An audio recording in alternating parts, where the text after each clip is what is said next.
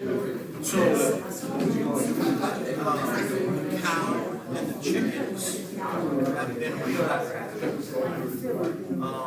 but she's still going to investigate and ask someone higher up because she said there's one minor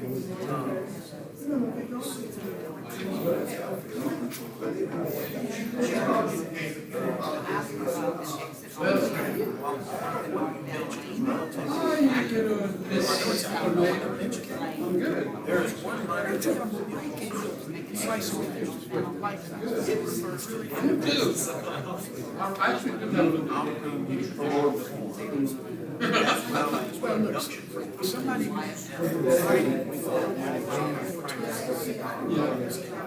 I could not be a journalist because I would be standing over trying to get the wording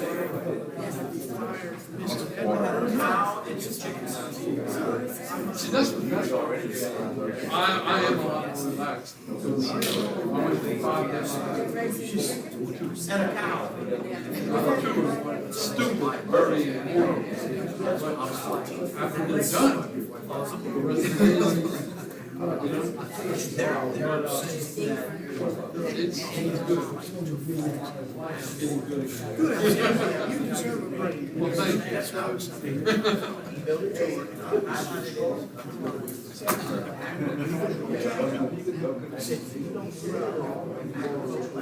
Yes. Yeah. But you have 125 is if we don't run more than 70 something. 125 is residential. One just took bids on the morning first. So phone has to tell you, you know, it shouldn't be no pressure.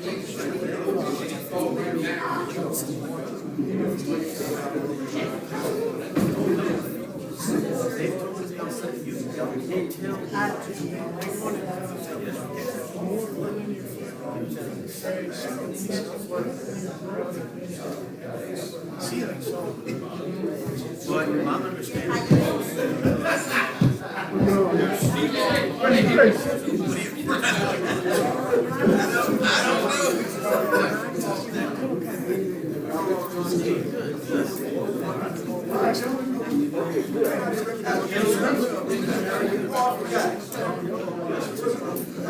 A serious question.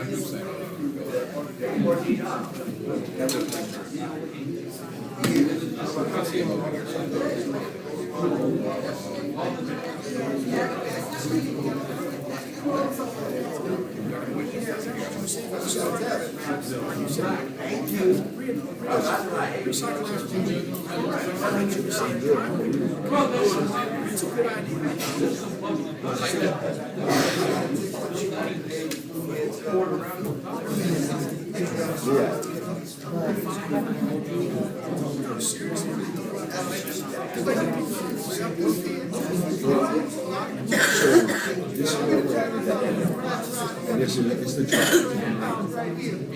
I did contact somebody that has the fintech. They asked for free.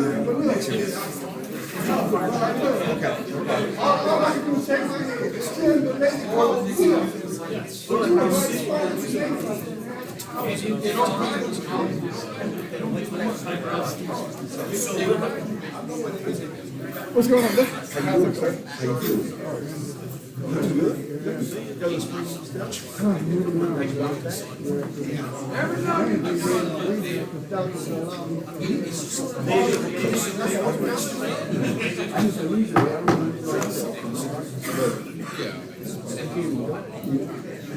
Still be alive.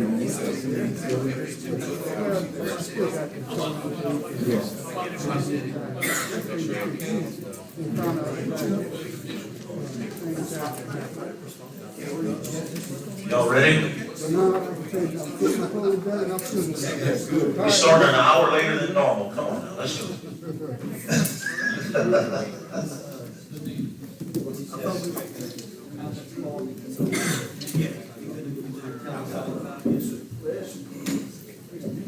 All right, let's start off with a prayer.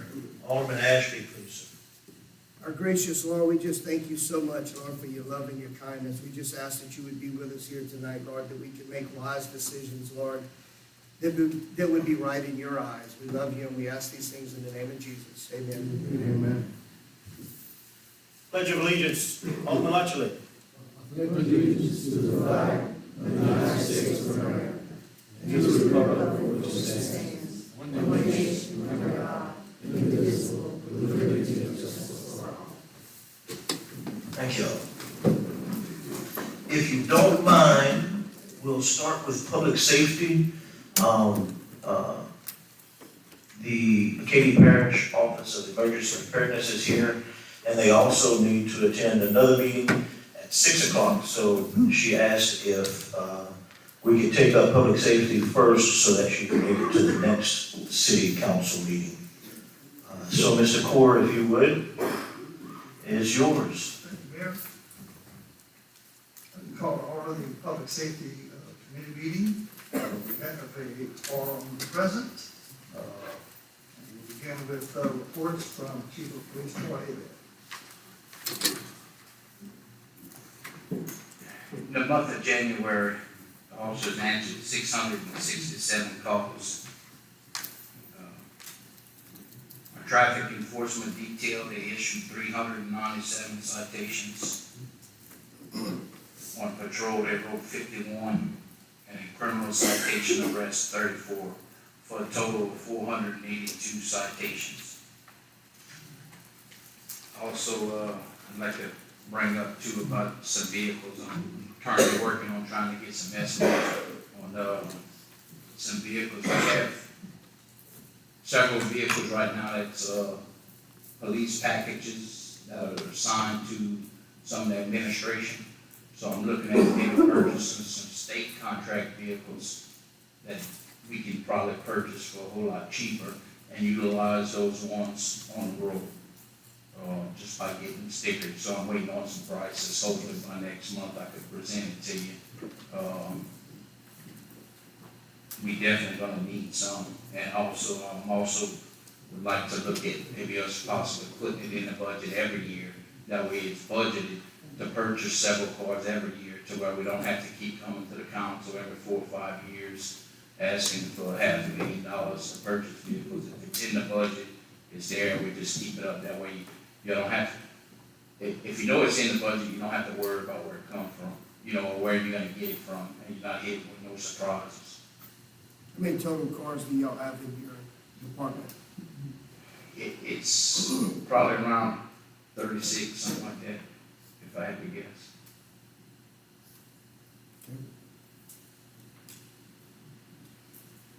Any other questions for Chief? All right, thank you, Chief. Now we move to report from Fire Chief Mr. Mello.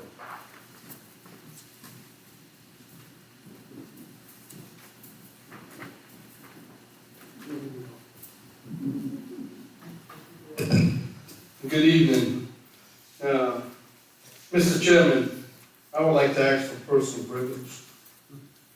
Yes, sir. Inside the courtroom today, we have the fire chief from Pigeon Forge and his wife, Tony and Candace Watson.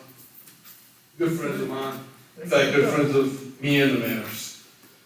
So, Thanks for visiting with us, Chief. Absolutely. In January of '24, as y'all can tell, the numbers went up a little bit. Our average response time was 3 minutes and 12 seconds. If you go to second page, and if you look at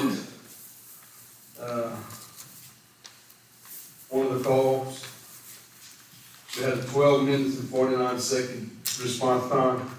That was for an extrication out close to the rain by Robert's Cove. And on the third page, on the second page, we had a 7-minute and 12-second response time. That was for a structure fire.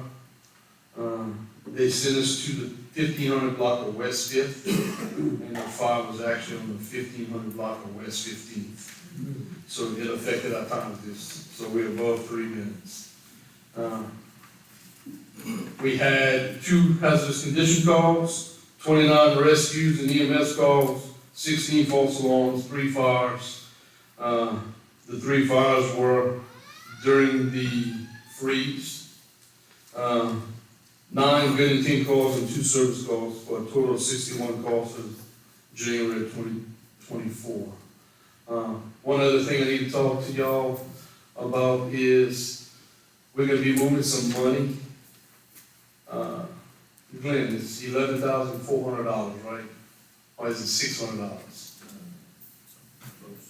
I think it's $11,400. That's a reimbursement that we got from FEDA for Phoebe Spell,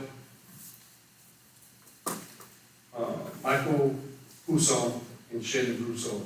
They graduated, and the commission that I serve on, we apply, as a commission, we applied through workforce development and got a grant to reimburse us.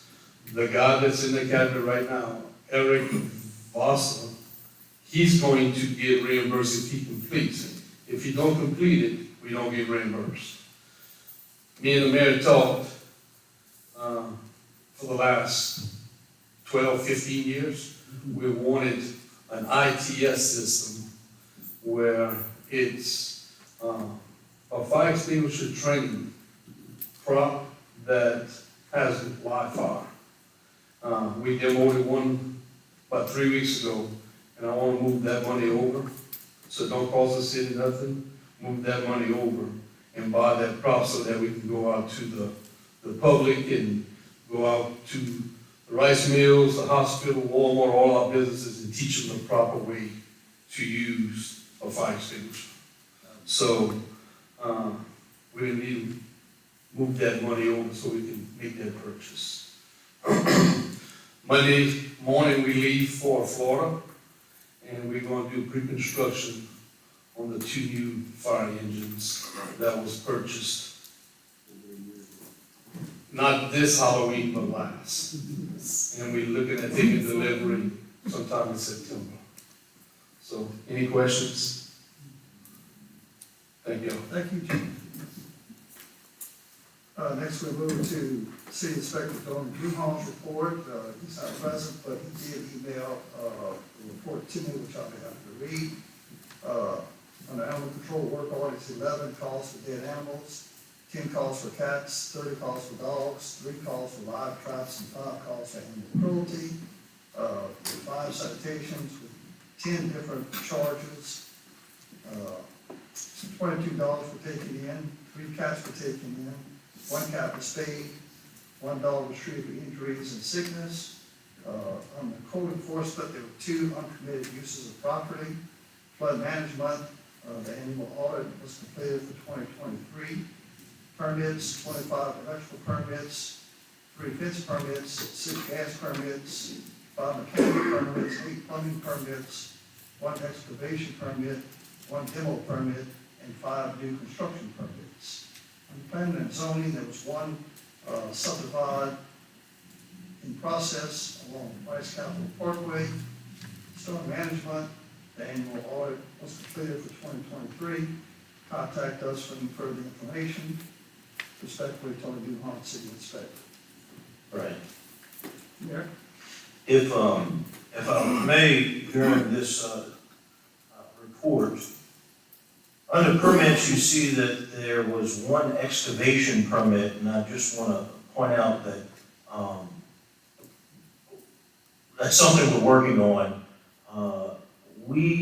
The city currently has an ordinance in place that requires contractors who do work in our city to get a permit from code enforcement before they excavate our roads.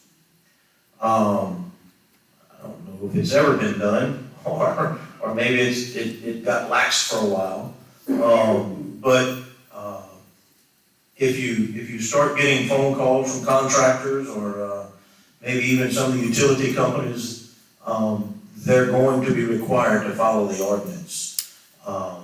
That, just in a kind of a quick explanation, that ordinance requires them to get a permit. And then it also explains how they have to repair the roadway after the utility repair, or whatever it is, that the excavation that they did. It also has to be inspected by the inspector's office. And then there is a 1-year warranty clause in there. In the event that repair to the roadway fails within 1 year, that contractor has 10 days to repair it. If they do not repair it in 10 days, then the city has the right to get it repaired properly, charge that contractor the cost of repairing it, plus, is it 20% administrative fees or something of that? I think it's about 20, it's pretty steep. So, there are, as you well know, there's situations of holes in our roads, and a lot of times we don't even know who dug them. We can kind of figure it out from time to time because it's either gas or water, or sewer, of course. We know when it's a sewer thing. And what kind of brought us here is actually the sewer department, because we are looking at hiring one of these companies to come in and do our sewer repairs, street repairs. Once our sewer department excavates and repairs the sewer line in the roadway, then we want to make sure that we repair the road back to its standards where it needs to be. And that's kind of what started all of this, because the quote we got back, and the way they told us that they was going to repair it for that price, our city engineer looked at it and said, well, wait a minute, that's not up to standard of our ordinance. And so, it's some of the same companies that do it for the other utilities currently, so obviously it's not being done right for them either. So Tim kind of brought it to our attention that we need to look at that, and then we got with Tony and Tim Crater also with sewer. And so we are actually working on that process now to start requiring these contractors to get a permit so we know who it was that dug the hole. And then there's an inspection process and a 1-year warranty after that. And we'll be working closely also with our street commissioner to make sure he's in on the deal too, because he'll probably be the one to get the complaint that there's a new hole in the road. So, but we are working on that. So you should start seeing more excavation permits. Can I ask this question? Sure. I have a question about, and it's not that we see a lot of it, but there's a couple spots that I've noticed that they did repair, and it's like it's kind of a repair, but it's not. Who do we report this to? I don't want to bother anybody that doesn't need to be bothered with it, but I need to talk to the right person. Some of those may be sewer repairs, because I can name you a handful of those locations, because we don't have the equipment and the necessary equipment to do those repairs. They're supposed to be the way they're supposed to be done. So they're temporary repairs at the moment, which is why we're looking into this process of getting a company to do that. But some of them are probably some of the sewer repairs from the third party, that has happened, that they're not complete with, and I have complained to Tim. He started hearing me complain about those repairs because, they're just not right, and I'm not going to accept them that way. And one that I travel across, just about every day is on East Hutchinson. And it's a big dip in the roadway, and it's not supposed to be. So those will be repaired before this company leaves the city and completes the job and gets spent, before they finish being paid. I guess, probably Wesley would be happy to get those phone calls, for the street, any of those issues.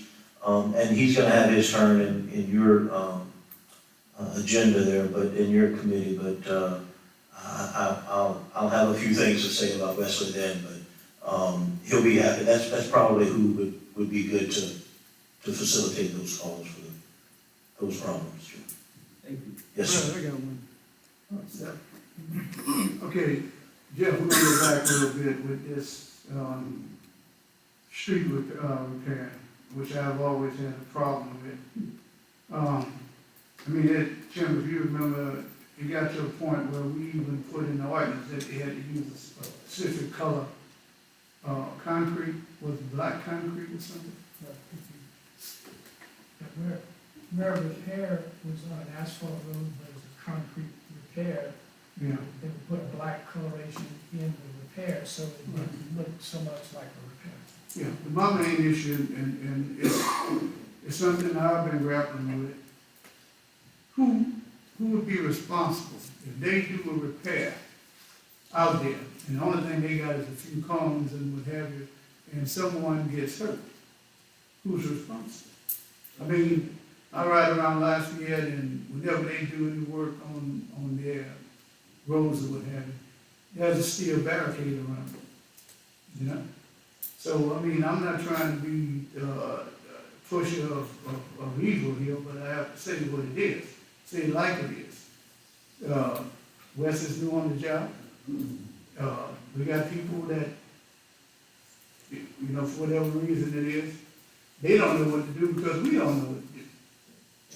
So when you're holding somebody accountable for, let's say, you just use the term with Jeff, about repairs made and not finishing whatever it may be, where do we fall as far as liability? Okay. Yeah, Skip, your ordinance is reference to the franchise that they have. And in that franchise agreement you have with Centerpoint, Marco, Right. AT&T, that franchise makes them responsible for any kind of accident that happens because the site wasn't marked or was improperly marked. Okay. They have to have insurance, they have to take care of those types of accidents. Yeah, but Under your ordinance, in your agreement with the franchise. But with that being said, I understand that they have that liability, but what is considered a proper market? That's what I'm going with. In other words, I'm pretty sure there's some state reserve statute that's been tested or what have you through the courts and saying, well, you either put this type barricade around any path, whether it's eastbound, northbound, you know, west, whatever road that you're traveling on the roads. What is considered the legal acceptance of a barrier? Y'all follow what I'm saying? Minimum standard. Yeah, you know, There is a code that's called MUTCD, that everybody refers to it as the MUT code, Manual of Uniform Traffic Control Devices. Every contractor is familiar with it. Anybody worth a salt, but again, when you go back to the franchise you have, the franchise tells these companies they have to follow accepted standards, and the MUT code is the accepted standard for marking any excavation going on in the street where you have traffic that needs to be controlled. Okay, well, maybe we need to set some type of standards. That's just my, you know, So if they drop below the minimum standard and don't put in the correct protection, it falls back on them. Right, if somebody's injured and it's believed that it was due to an improper signage, then that complaint has to go against that company. The company has to go back against their contractor. Attorneys will figure all that out, but there are standards that have to be met, and the utility company that has hired the contractor to do the work, that utility company is responsible under your franchise agreement. And understand that the biggest point is that, I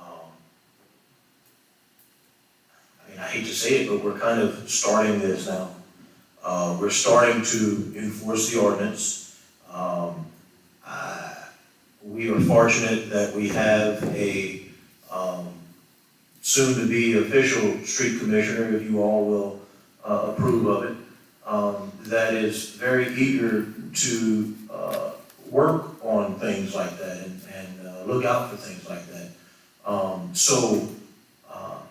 Again, I feel your pain, and these are things that are changing. These are things that are changing. We're gonna make a difference with it. Well, but I mean, not the long thing, but at the end of the day, he needs to know what to look for. Don't y'all agree? I mean, we need something in writing to say, okay, street commissioner, West Jacob, when they finish up doing the repairs in the roads and what have you, this is what they need. Cause I've seen people put a steel plate over this thing, and you hit a steel plate on, put the hole out, and it doesn't happen. It did, and it will continue to happen, because that is proper. Yeah, but. That is proper at the time. Well, no, what I'm trying to say is this, if you put that steel plate, there should be warning devices or something. I mean, if you put a steel plate, you put a barricade around it. If we could put barricades around the damn Mardi Gras parade, I know damn well, we could put barons, some type of baron. Wes, I don't know how many you have on site over there, but to me, I mean, even they have to rent the city building for that. Because at the end of the day, I'd rather see our constituents safe, instead of like Tim just said, the attorneys have a word for that, you know? And they call it suit. But at the end of the day, if we are protected, and I hate to say it like this, but it is what it is. Person driving down the road at night, they ain't got no business trying to find something that somebody else done wrong. Okay, I don't know if that makes sense. You going home. I mean, you rode that road 20, 30 times that evening, then all of a sudden you get down there, you leave to go to work, whether it's out of town, and you come back. You understand? The whole damn road is in chaos. So I think we just need to, come up with something, I mean, even to just protect our citizens. We understand that everybody has We're working towards that approach. but let's give him something that he can say to gas companies, water companies, whatever, okay, when you finish this up, this is what we are required that you have around this thing with this finish. Yes. Right. Thank you, Mayor. Chuck? He wants to say something. Sorry? Wes wants to say something. No, I was just gonna say, if you just hold up, when I get up there, a lot of this, you understand. It sound like a little forefront. Let us know. Okay, we move to action items. Number one, to approve the installation of no outlet and no semi-trucks allowed signage to prevent large truck traffic on the agenda states Azalea Drive. It should be Blue Lake Drive, beyond the intersection of Broad Acres Drive, which was requested by Alderman Jeff Flores. And I so move. Second. And seconded by Alderman Dorey. Discussion. Yes. So in reading the way the action item is stating, it's only talking about traffic coming off of Azalea onto Broad Acres. Actually, it's Blue Lake Drive beyond Broad Acres Drive. Because what's happening, large semi-trucks, I guess, are thinking there's an outlet, and they're going down Azalea into a dead end, or any other street within the subdivision, and they're running up people's yards, homeowners' yards, because they have to back out. Okay, So this would limit traffic going further west than where Broad Acres is. So how do we also, attack the intersection on the other side to keep semi-trucks out of the neighborhood completely? Right, Because when Karchner's is finished, it's still gonna have access for semi-trucks coming from that route as well. So there needs to be signage that there are no semi-trucks in that neighborhood at all, Right. regardless of what road it is. Right, and we'll have to discuss that because, you know, if there are, some businesses along Blue Lake, side, for instance, where trucks do come in, you know, don't know if they have the ability to turn around in a parking lot or to go down Broadway, to get out. But they don't go down Broad Acres now to get out. Oh, I don't know. I don't know. There's some people right here But- from Broad Acres. But Mr. Ashby, understand that, any city street, no matter how it's marked, if that truck is making a delivery, it is allowed to go down that road. Only if it's making a delivery. But if the truck is making a delivery, how do you, how do you get to like Cusio's or places that are in the neighborhoods? These trucks are allowed to go down city streets if they are making a delivery to a business. Okay, so back to that same discussion, they're not going down Broad Acres now to get to any of those because none of the restaurants have an access from the rear. So the biggest question is how are we gonna stop semis from coming out of Karchner's and going back down Broad Acres where they're not gonna be able to make a left turn onto Azalea Drive? Because there's not enough road to make a turn there. So how do we make sure that when they go down the frontage road into Karchner's, that they come back down the frontage road without going into the neighborhood? And Chuck, you said the same, but it's Blue Lake. Yeah, Blue Lake. It's Blue Lake. Just want to make sure that Yeah. Yeah, Azalea is off of Blue Lake past Broad Acres. Correct. Blue Lake. Yeah. Or frontage, either or. I think one of the things in question is that some of the large trucks making deliveries to Dollar General, for example, probably think incorrectly that they can turn onto Blue Lake Drive and they're going to be able to get into that shopping center. So that may be some of it that happens only on occasion. There may be a new driver who doesn't know that, but I know what you're saying very definitely as well. And there, maybe, you know, I know semi-trucks are making deliveries, for instance, if you have a large, someone's building a home and they have a load of lumber, to build new residents in the neighborhood or renovations, maybe the sign could indicate on outlet deliveries only, you know, how we phrase the sign. Right. I guess that would be. I think it's important to visit that situation, that you're talking about, you're referring to for, when Karshner's gets there. When the issue, shows itself, we can't solve a problem that we don't have. I'm not certain that, I think the trucks, and I don't know, I don't live down there, but, and so I haven't seen the vehicles that the trucks that get hung up on Azalea. I don't know how they get off of Blue Lake onto Azalea with that intersection anyway, but, they've gotta be tearing some things up over there, and the trees so low. But,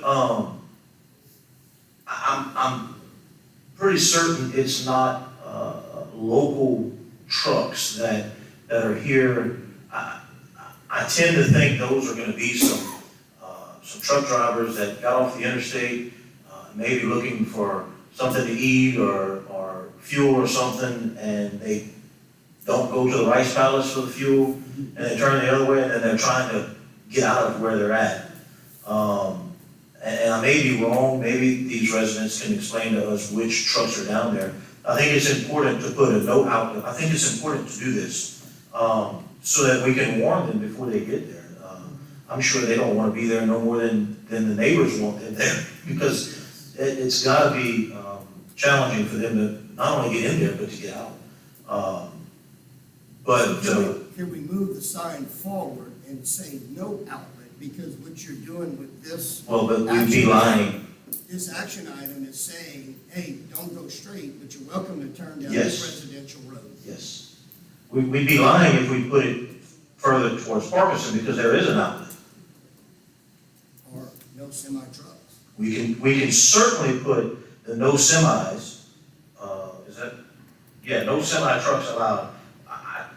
That would be a good idea, to put one of those farther up, closer to Parkinson.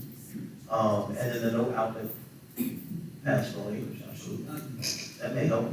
I think from what, speaking to Ms. Miller about this, mostly it's Dollar General, it's not, nothing against Dollar General, but they seem to think they can go around the backside of Dollar General and get to make that delivery, which when you get down there and you get to Azalea, you realize I'm stuck because there's nowhere to go and nowhere to turn around.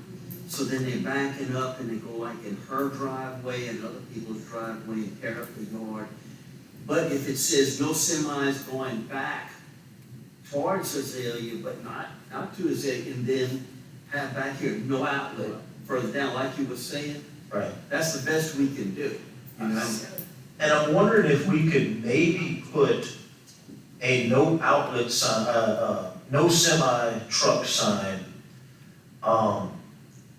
because of Salvador's and all the parking spots there. The no semi truck sign on the right side of the road would have to be past the side driveway. I'm wondering if it would be proper and allowed, for us to maybe put a no semi truck on the left side of the roadway, but facing obviously Parkinson, so that before they even get down that road, they can see that sign. Because again, if we put it, or we can put it before the driveway of Salvador's, but that is right up against the intersection. Look, we can put all the signs we want, but if they can't see them before it's too late, then it does no good. I'd like to try and put it where they can actually see it, and it will make a difference and prevent them from turning down there. Because again, if they don't see it, they turn down there, then sure, police department will write them a ticket, but they still got down there, they still caused the damage. And that's what we're trying to prevent. We're not trying to create a citation moment. We're trying to prevent damage to the properties in the neighborhood. So we need to figure out what would be a good place, the best place to put that sign for no semis. And maybe, I don't know if there's a such thing, or maybe we can create whatever the hell we want. Maybe we can put a limited access sign to let them know that it's not really full access to semis and things of that sort. Maybe we can, that's something we gotta study, but, I think as long as we keep them from going towards Azalea, that's what we need to do. The other part we can work on, but of course it's not there, but it's coming, but we'll see about that. But when it comes to getting to Azalea, it's like the sign should say, you're going too far. You know, you're not, you have to turn off somewhere. You'll never get out, you know? And if she gets to speak, I would like to hear her version of. I want to recognize you. You might have seen it going on, I don't know. I'm Hope Rosinski. yes, Hope Rosinski, for those who live on Broad Acre Drive. Well, this was a concern because of partners and then having a sign so that people get lost. I do have a question. Does Sonic have deliveries from the semi to any of these businesses? They do? yes, ma'am. Okay. Where do they park? I've never seen it. Yeah, I haven't. So that parking. What used to be A storage. and what used to be the car wash Yes. is also belongs to Sonic. Yeah, they back up. Why not put a sign, no semis beyond this point, so they can turn around right there? And we, well, I mean, they're not gonna turn around right there, they're gonna see the next intersection, and they're gonna go to that next intersection. And we can do that, but that's my point of trying to maybe put it closer to Parkinson. Look, you cannot stop the Sonic trucks from going there. And so the trucks we're trying to stop are the ones that are not, their destination is the interstate probably, and they're trying to get back to the interstate, or maybe the Dollar General store, by the subway and stuff. But if we put the sign down the block, halfway down the block, they've already turned on that road. Well, statistically, how many are we looking at? I don't have a clue. Anybody? I don't know. Obviously, it's quite a bit, because there's a problem with it. And so, I just wanna try and prevent them from turning down that road, period. Right. Warning them that it's not a place for them to go. And if we put the sign too far down the roadway, they've already made that turn, or they've already come across Parkinson and went straight. However, I don't even know how they're getting there, where they're coming from. If we put the sign halfway down the block, they're gonna see it once they're halfway down the block, and then what they're gonna do? They're gonna go to Broad Acres and turn, or they're gonna continue to, because where do you go? You go to the next intersection. But at the next intersection, if we put no outlet, then they know that if they continue past this intersection, they're going to Azalea and they can't get out. So then they'll turn on Broad Acres to get out. But if we can find a way to put, maybe we can get with the state also and see about putting some kind of signage that maybe it says no trucks, right turn or something. Again, if they're coming from the north, taking a right, I don't know where they're coming from. But we'll have to get with the state, and maybe there's an option for a sign at the intersection on Parkinson that will tell them that they cannot turn right there. That may be even a better idea. I don't mind the signs, I'm all for them. I just want to make sure that where we put them, they're effective. Because again, if you look at Blue Lake, you can't place a sign on Blue Lake until after the old car wash parking lot, which is halfway down the block. And you're not gonna see that sign before you make the turn. So they'll have already made the turn, they'll be on Blue Lake, and then they'll see the sign and say, oh, well, where do I go now? Oh, there's an intersection. I'll take a right on that intersection. Oh, there's the interstate. I'll take another right and get to the interstate. But if we try to warn them before they make that turn is my point. Because once they make the turn, they're there. They're definitely not gonna back out on Parkinson. I just don't wanna create a pathway. Correct. To say, oh, look, we have another route. Correct. With that being said, I disagree about the Karchner situation. I know the city has already approved an outlet onto Broad Acres Drive, which, of course, the residents of Lawrence Acres disagree, but the city, moved forward with it. Anyway, the residents, we were told by the city that we could come up, pay for some kind of barrier or some deterrent. Anyway, we would like the city to give us options of what we can do. Since the city won't pay for it, we would like, of course, a dead end. I think the city said no to that. We would also like maybe to close the southbound lane, make it only north, exit only, make sure no traffic can, turn on that lane, make a right, coming out of Karchner's. So maybe you could revisit all this, because we really need some action for these people of Lawrence Acres, because the city has gone against everybody. And so we would really like the city to say, we really care about y'all in the neighborhood, and we want y'all here. So if somebody could just, throw us a bone, Yes, ma'am. give us something. You want my opinion? I'll tell you that I agree with you, and I understand your concern.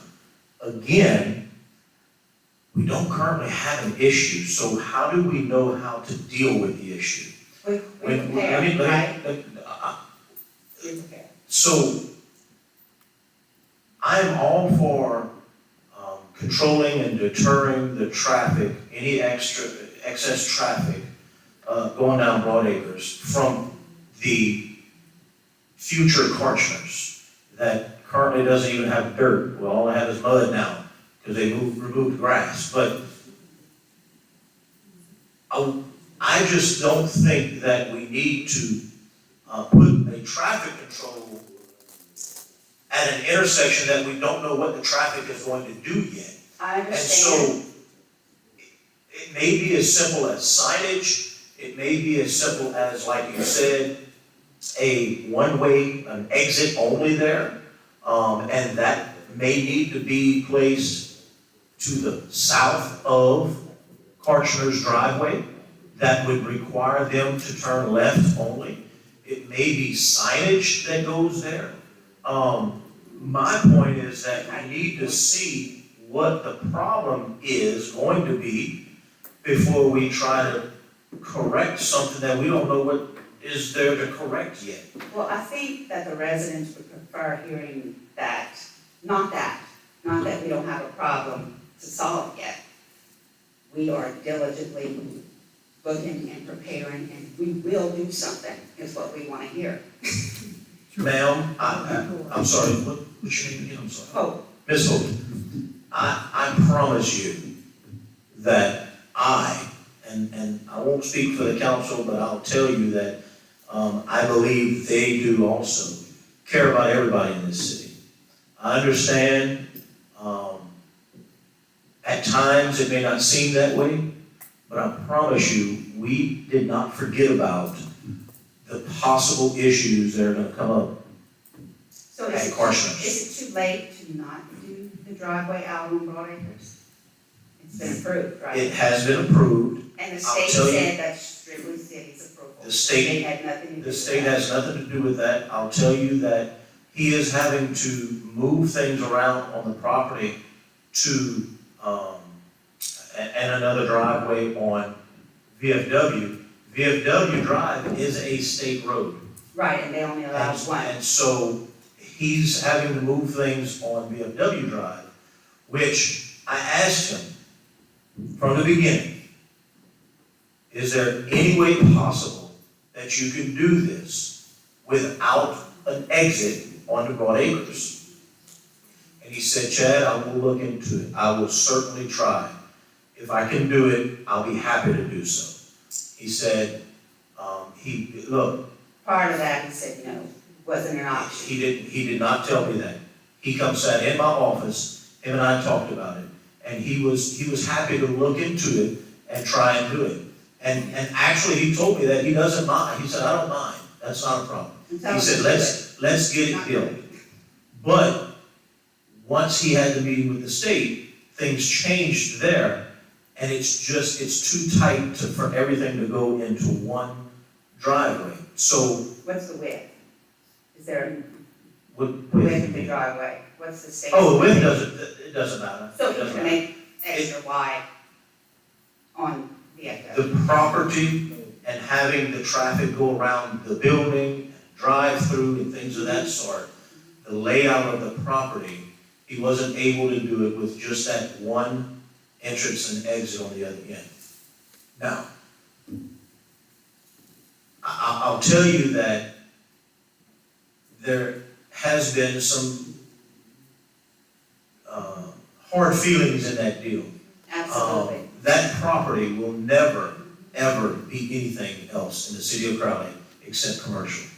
There's not a soul in this country who would want to build a house facing the interstate. Not one soul. Ted Carmichael originally said he was going to build houses there. You saw what he did with the property, right? He sold it. He sold. Absolutely. Right, I mean, He money did. always falls. Yeah, he did. However, it was the way the city did it. The city could not come up with the records. The city said that the records got lost. It was residential. It should not have been rezoned to commercial. That was the whole thing of it.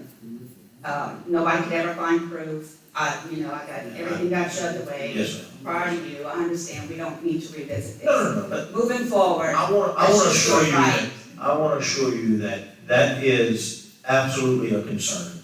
I've actually talked to some of the council members about that situation. so, We're not ignoring it, Right. and we will definitely do whatever we possibly can to help control the traffic from the Karshner's to Broad Acres. If nothing else, to make them turn out of that Broad Acres driveway, to make them turn to the left.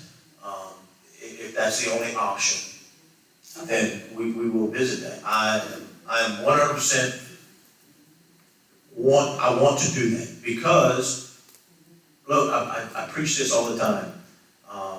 Different people want different things for their neighborhoods. And some people don't think something is a bad deal. Well, because it's not in your neighborhood, you don't think it's a bad deal. Right. And so, I understand, I don't live there, I live on East Third Street, okay? Where now I have to stop at 4 stop signs to get to my house, okay? But I do it every day, multiple times a day, and I stop at those stop signs. Or, I do what those stop signs were meant to do, and I take Second Street to the block of my house and turn. So, it has to be, there are certain things that, but we have to get through the process.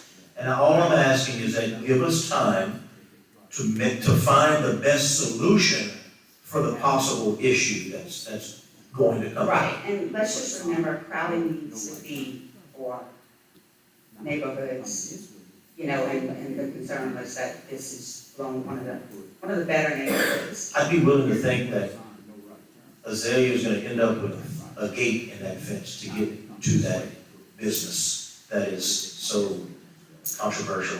Hey, I guarantee you they'll put a gate in that fence to get to that thing, but anyway, Mayor, I think Mayor, it's. if I can, Yes. you can also, coming out the driveway, you can put no right turn. Well, and that's what I'm saying, that they're If signage.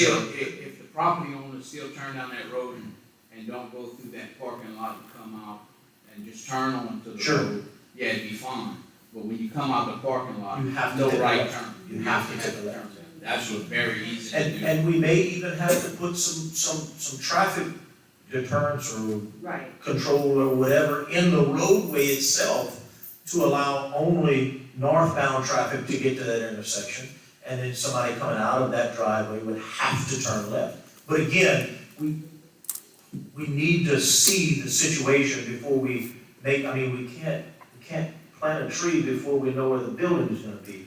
well, the problem with the residents, and, they need to feel safe and secure and that they're being looked out for. So if it's a small thing like that, that makes them feel great and that the city's looking out for them, I promise you, we That's have the not problem. forgotten about it and we are not ignoring it. I am not. okay. And I know many of these council members are not, because we have discussed it.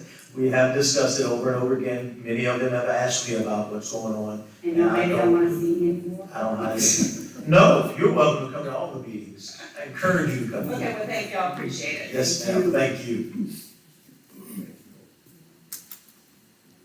All right, so we have a motion and a second to approve the installation of a no outlet or no semi-trucks allowed signs. So Brad, can we maybe, Make that subject. well, this says beyond the intersection of Broad Acres Drive.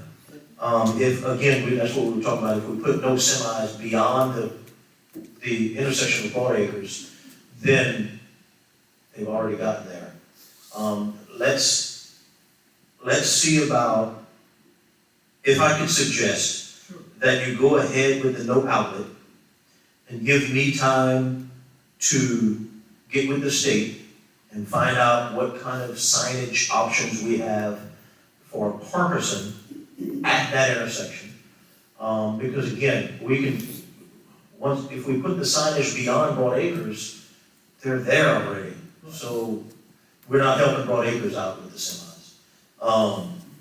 So if you would amend that, Location of signs. well, if you would amend that motion to say the installation of no outlet signs to prevent large truck traffic on Blue Lake Drive beyond the intersection of Broad Acre Drive, and then leave the other part out. Give me some time, next month we can bring it up again about the semis, so that we can help both Broad Acres and Azaleas with the semis. You okay with that? Sure, and I'll move the call. Thank you. So, to approve the installation of no outlet signs to prevent large truck traffic on Blue Lake Drive beyond the intersection of Broad Acres Drive. Correct. And you second, I Jeff? second that. Jeff, okay, you're me, Full time. you're me. All in favor? Aye. Any opposed? Motion carries. Thank you. Next, to adopt a resolution adopting the 2023 Acadia Parish Multi-Jurisdictional Hazard Mitigation Plan in accordance with the Disaster Mitigation Act of 2000, and I so move. Second. And a second by Alderman Doreen. Discussion, and I think we have Ms. Ashley here to give us a little bit of information. Good evening, council. I'm Ashley LeBlanc. I'm the OSEP director here for Acadia Parish. I don't think, that I'm sure it was too big for Chadman to put in your packets or whatnot, but the 23 multi-jurisdictional hazard mitigation plan for the parish, which incorporates each of the municipalities within Acadia Parish, is close to 300 pages total. What we are asking for y'all to do right now is to adopt a resolution just acknowledging the plan and the mitigation efforts for each municipality as well as the parish as a whole in this plan. This is something that's done every 5 to 6 years. It's a federal requirement for the parish and the municipalities to continue to receive hazard mitigation funds. Those funds are the types of grants that probably most people might be familiar with, flood mitigation assistance. So I'm sure you've seen a few houses here around Crowley that were elevated due to previous flooding issues of those homes. That's the types of direct funds that this plan helps to continue to come into the parish and make available within the municipalities for our residents. Basically, the plan goes through from a multi-jurisdictional, parish-wide, each municipality, identifies the different types of risks that we're at. Flooding, for example, is one of the biggest ones. Tornadoes, anything that can cause some type of damage from a natural disaster. And it identifies those risks and talks about the efforts or mitigations that we, as a parish and municipality, can do to reduce, remove, or mitigate them as much as possible. The details in here, I don't want to go through all of them, but basically it's stormwater retention ponds, elevation of homes, acquisitions of homes, relocating of them if they are in flood zones and have received those types of damages. Wind and storm retrofitting of buildings are just a few of the main types of funding that has been used in the past that this plan allows us to be able to do. Okay, any questions? Thank you, Ashley. Yes, sir. Thank you all. All in favor? Any opposed? Motion carries. Thank you. Under discussion items, request an update regarding enforcement of regulations for transient and open air businesses, i.e. fleet service trailers, pursuant to chapter 11 of article 7 of the Code of Ordinances. Give me some background. Michael? No. All right.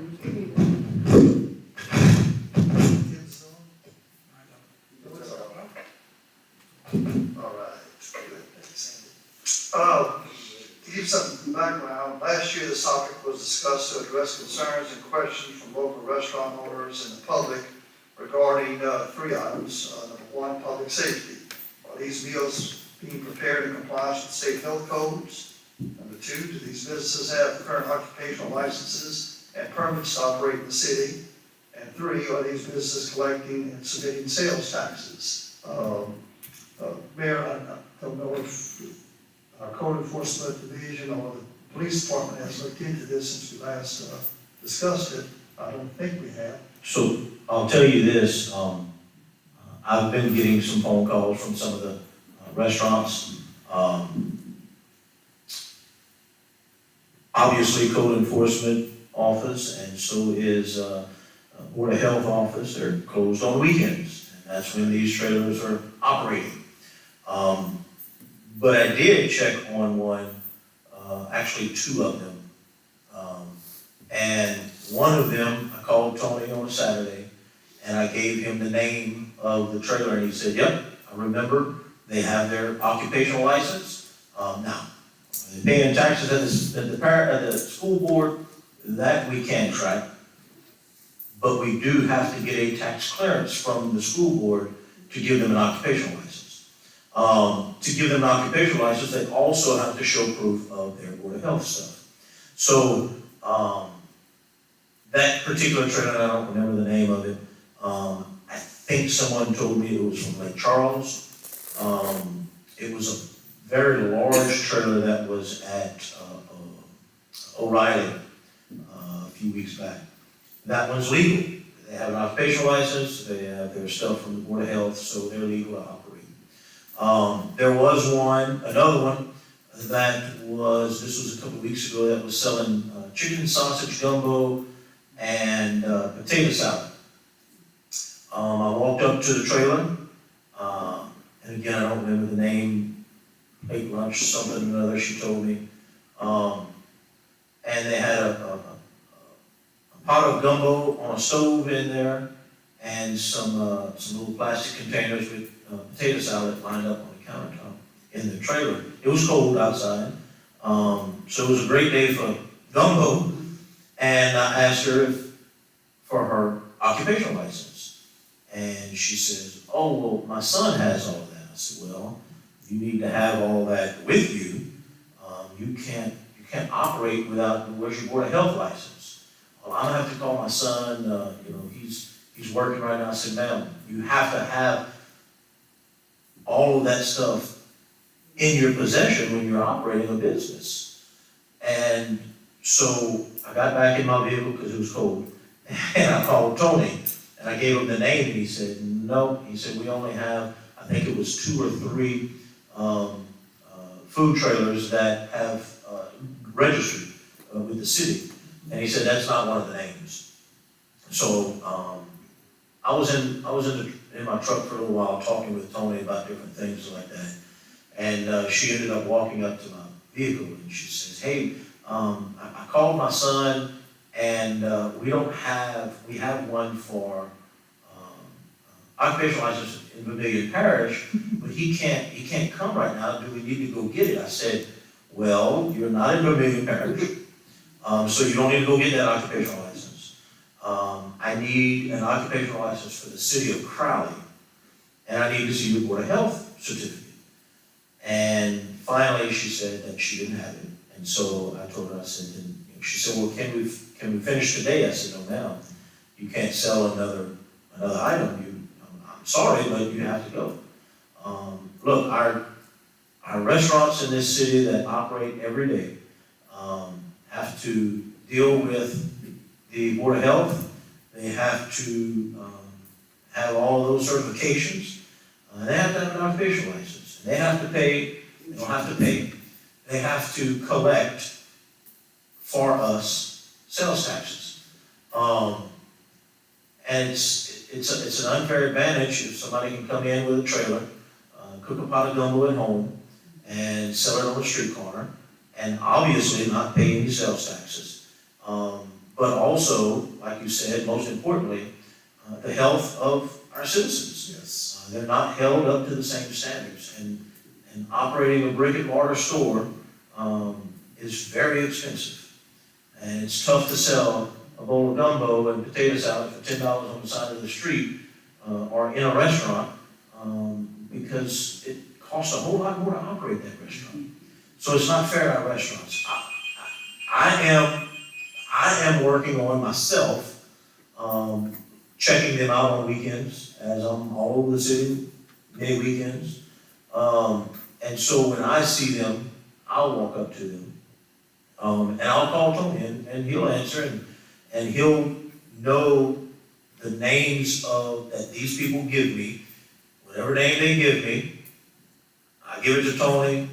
Nope, because we only really have a handful right now that are registered in our city. So we've been working on it. To say that we have an actual program or process set up, not really. It's kind of just me out there running wild and saying, get out of here, you can't do that no more. Sure, yeah, I appreciate that, and perhaps, with that said, that if perhaps we can get a list, or the police department can have a list of the approved, the ones that have Good idea. occupational licenses, and that way, we have a list, it's right there, if they're not on the list, they can stop by and investigate to see what they do, or what they have, or inform that they need to stop selling. Good idea, we can do it. I'd like to ask a question of the chief. Is there a way that your units would have access to a database that would tell them, they could just go in and say, you know, whatever, and find out immediately if they have a license? We currently don't, but I mean, if the mayor would provide us with a list. Yeah, we could give the list to the police department, and they can keep it on their dispatch, you know, with dispatch, and the officer can call back and say, hey, is, you know, Well, you know. is Brad Core's food service, registered in the city? We don't want the mayor to go get beat up. No, don't worry about that. So let's. Don't worry about it. If it's a police officer, they might, you know. I ain't worried about that. We'll definitely work on that, that's a great idea. That would be great, you know. And simple, that should be simple. Sure, because I welcome all the, you know, food vendors that come, but I just want them to be in compliance, especially from the public safety, standpoint. A lot of times, you know, we don't mind helping it. A lot of things officers don't know what to look for, you know, whether or not it's getting with the city, Tony, coming by, putting a little class on for the officers to show them exactly what licenses they need and so forth. We don't mind helping out. We're glad to do it. But, you know, a lot of officers on those books have a lot of information in there. The officers don't know exactly what to ask and when licenses and stuff like that for the city business is normally handled through him. But it's also something we can do too, if the guys get some training, and we can gladly look at that.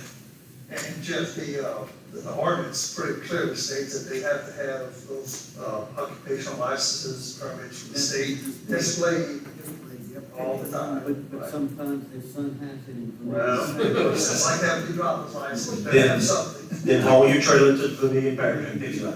But if it's not on the list, that's been approved. But we need the mayor, we don't need him in the hospital. That's right, let the mayor run the city and let the police chief keep everybody in compliance.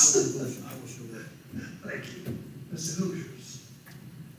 Yes, Chris Hoosiers. Y'all discussed, food trailers. What about people that set up on the side and sell not in a food trailer? Because I've seen that several times, people pulling up with their own barbecue pits at front of Rowley. What is our plan on these? That'd be the same requirements of open air business, that's referred to. Well, I thought, yeah, I mean, we got fundraisers that go on. You had mentioned getting permits from the city to do these fundraisers. Is that something y'all incorporating? Well, we haven't, so which church do you want to stop from selling? I'm not asking to stop. Oh, no, I'm just asking. No, Because that's what these I tents are. can remember, I mean, it looked like Yeah. Joe Blow come up here and set up to sell. You know what I'm saying? But they're gonna, you know, they're I gonna. mean, even if it's a church, what's the problem getting a permit? Well, my point with the church is that they should do it at the church. Right, or it's a nonprofit, say, They should. you know, a nonprofit wants to set up on downtown. But again, there's nothing, they still have to have their permit from Board of Health. Okay, so that'd be something the police would need to attack if they see this.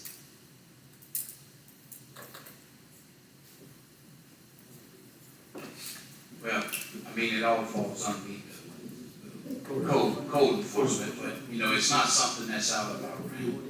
I mean, of course, you know, we can enforce it, but a lot of times, like I said, they don't know exactly what to look for.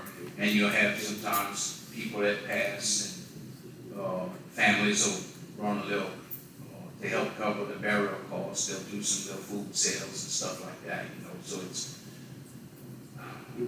Those are tough. Right, you know, I mean, Those are tough. it is tough, you know, especially when they buy all the stuff and they got it all out there, they cooking it and everything to sell, so, you know, it is a strain, you know, and I can see why the city doesn't, you know, why you don't work on weekends sometimes. Chief Romero. Just remember, there is a state statute that exempts fire departments and fire districts from that open law, from that open air law. That is the truth. Okay. I just want to make sure and clarify that, because your little fire department does a lot of fundraisers. Can we have them relocate over there?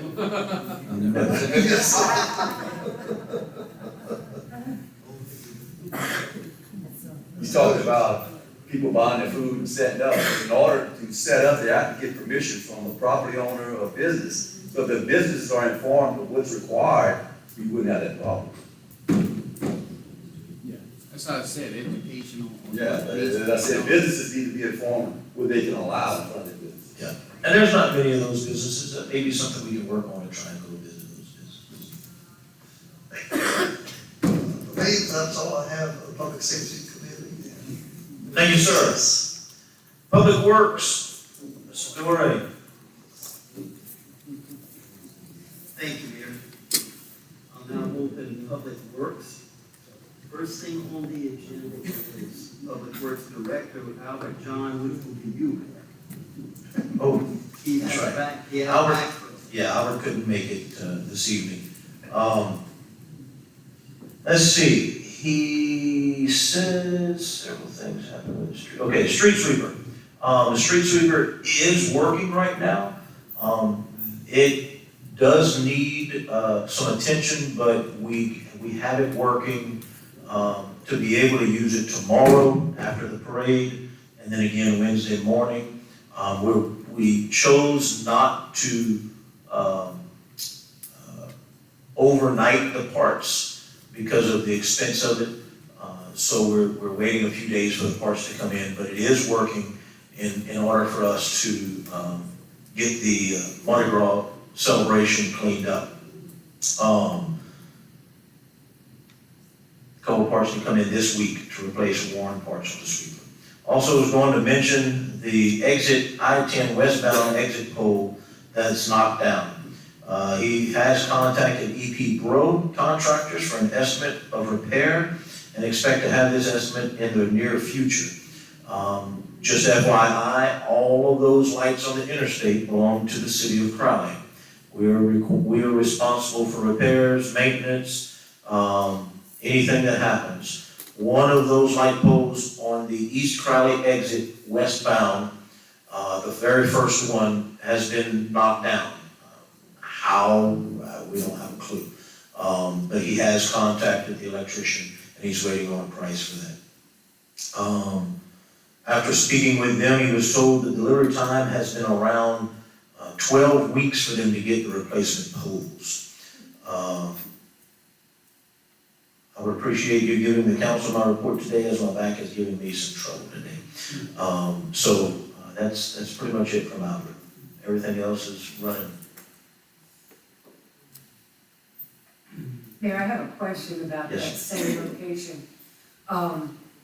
That 1111 entrance in going westbound, I've noticed that the trucks are setting up, they've made asphalt. What is that happening? I don't know. I don't know. That's a good question. I'm thinking they're fixing to do some work on the interstate, maybe. Although the city is responsible for upkeep of that, it's a state right of way, so they didn't ask our permission to do that. So I don't know what it is. They put a lot of asphalt there to make a parking area and stuff. It's in the, I guess you would call it the bulb out of the entrance, the westbound entrance ramp of 1111. I don't know. I did see that though. I'll try and find out, but it's not. That'll be something that later on, our engineer will tell us all about. Once he finds out. He knows. All right. Next we have long awaited, Mr. Wesley.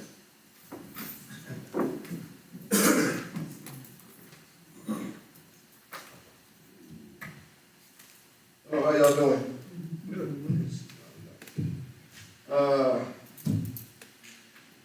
I'm Wesley Jacob. I'm new.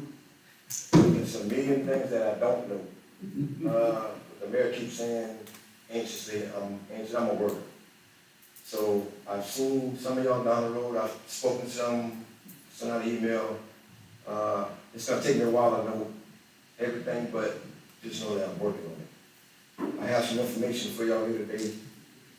I broke it up into sections. Nobody gave me a manual like Steph said, this is what you need to do, so I'm just preparing some information that I thought that y'all might want or need. And if y'all don't need some of it, or want me to add something to it, just let me know. I'm easy like that. I got it broken down by report. Work orders, grass, trees, carpets clean, ditches dug, catch basins, accidents. I have a note about the engineer, any events coming up, needs, problem areas. That's my subtopics. When I say work orders, when I started January 3rd, we had 66 work orders. Now we're down to 23. In that, I probably added about 15 jobs that nobody told me to do it. I just did it because it needed to be done. I rode around the city. I was seeing where drainage problems was, and I addressed it. Nobody told me to do it. Grass, it's been cold. We hadn't done a lot, but we're just starting, so we've taken care of Parkinson, Hutchinson, Weston, I-10, and actually today we began cutting the parks. Trees, we've cut 7 trees, trimmed 3 back, and there's another 8 on the list to do some cutting. When I say 8 on the list, it's in the right of way, and they're sick or dead, and the limbs are starting, so we gotta go ahead and cut them. I know 4 of them is at the Catholic Park. We wanna take some of them trees out, and then there's another 4. Culverts cleaning. My first day on the job, I started on South Parkinson from the canal to Lubbock. I rode around 2 months. I've been kind of incognito, just looking at it, and that was the first one I wanted to work on because they had a 100-foot stretch of pipe underground, and everybody kept telling me that they couldn't pull it because it was too long, and I took it as a challenge. So, culvert-wise, in the first month, we've pulled 3,500 feet of culverts. I'm talking about running the cable through, pulling. So we've done that whole section of South Parkinson from the canal to Lubbock.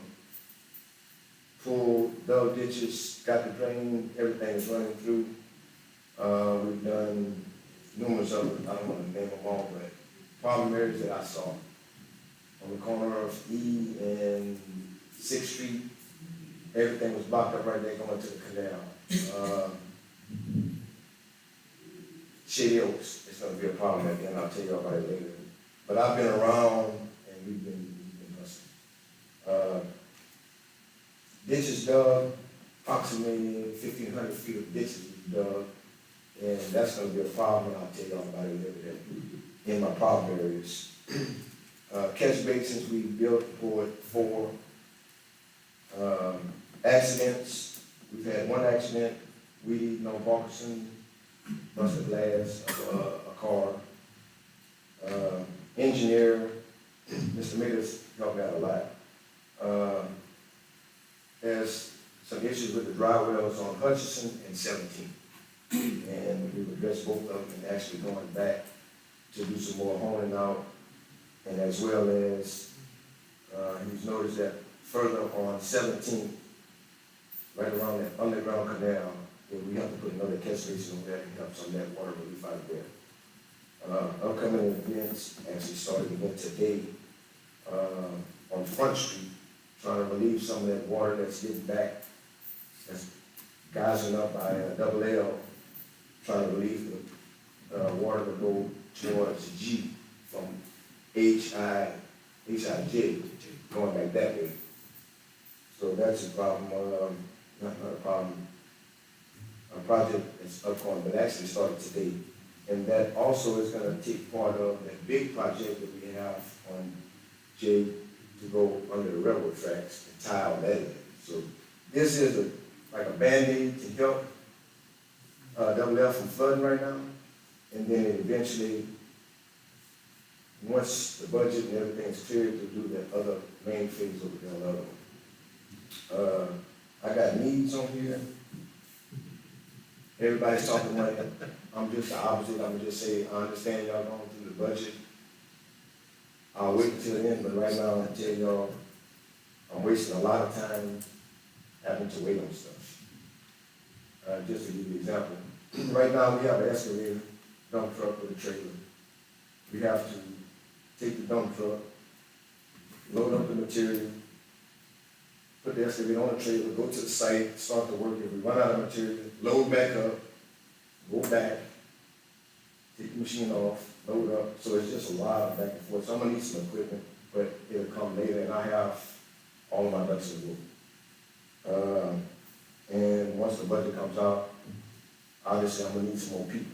Because once it gets warm and the grass starts growing, I'm gonna need about 4 or 5 people just on grass. Because I have so much, so that'll come down the line. And then a problem area is gonna be shady oaks. It's block, solid with dirt. And talk to the mayor, talk to Mr. Mayor. We're trying to get in touch with the owners to find out something. I'll let him speak to you if he needs, but eventually down the line, shady oaks is blocking up and it's holding a lot of water from some other residents.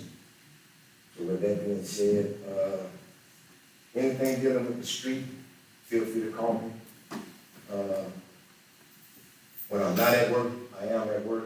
I ride around, especially when it's raining. I'm riding around trying to figure out where's the bad areas, and I attack it. I reached out to the street commissioner in Rain. I'm meeting with him Wednesday or Thursday. Hey, what can you do? Advice you can give me so I can learn. And I'm gonna reach out to Jennings, same thing. I'm here to learn.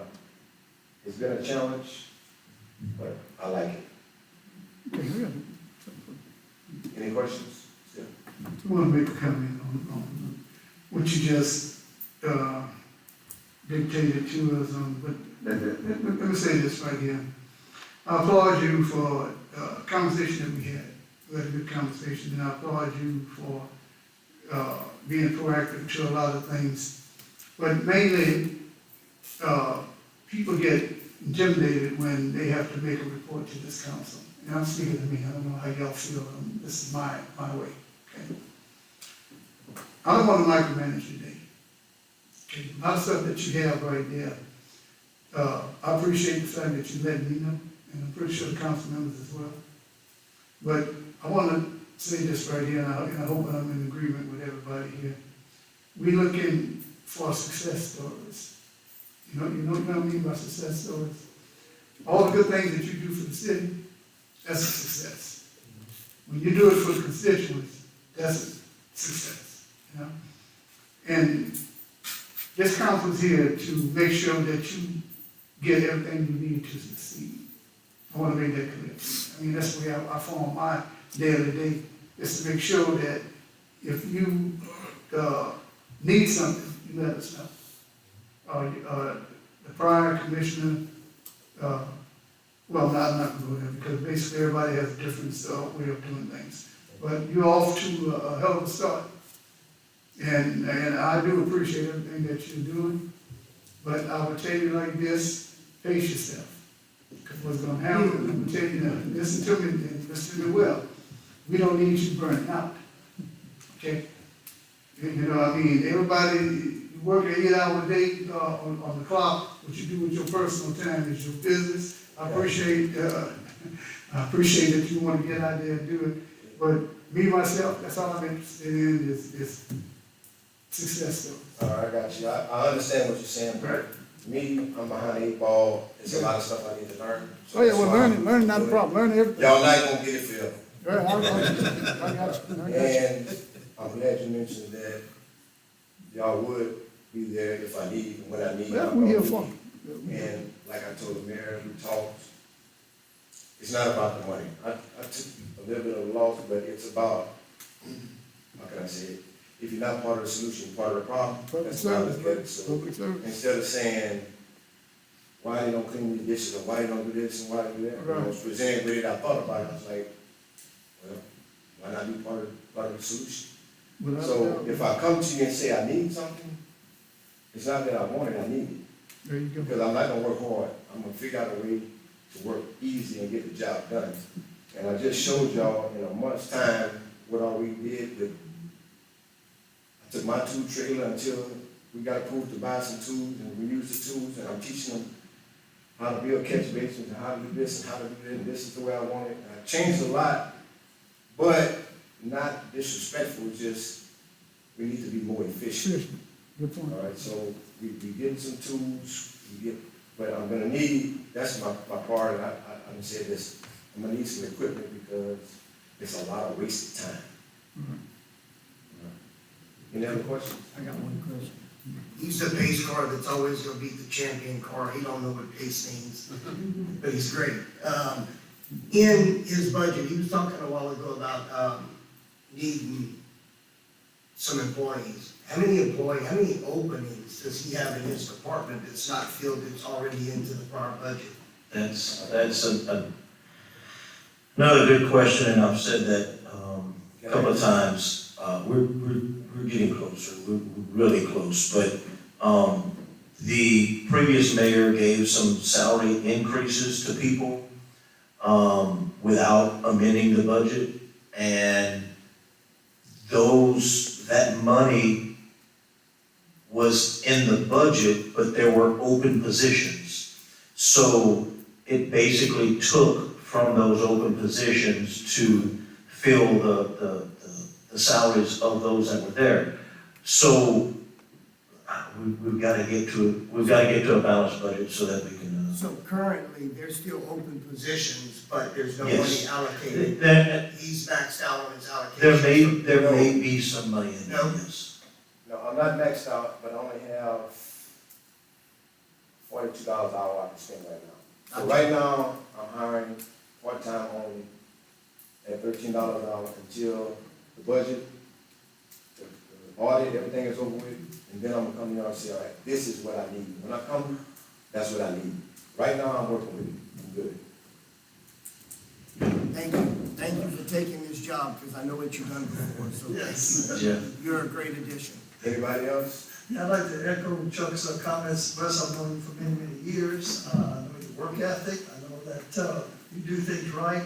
Your background in construction, and so pleased that you're being proactive and looking out for these problems that are existing in our city and trying to address it. Well, you know, I'm not, like, I talk to you all the time, but I'm not scared to ask a question. No, that's true. So when I call Brad and say, Brad, if you don't mind, I need help reading the spark plug, you said, come on. That's right. I met Ms. Marks is here, I met Ms. Doherty. I'm gonna ask a question. The worst thing you can say is, I don't know the answer, I'll go find it somewhere else, but I'm gonna reach out to everybody and say, this is what I need, or I need some advice, or I need something. But continue doing what you're doing, and before I forget, everyone here can put in a work order. Yes. Keep doing it. If people come to you and say, I have a problem over here, and that's you, hey, keep doing it. The only thing I ask is, if you can, because when you put it in, it's gonna be your name.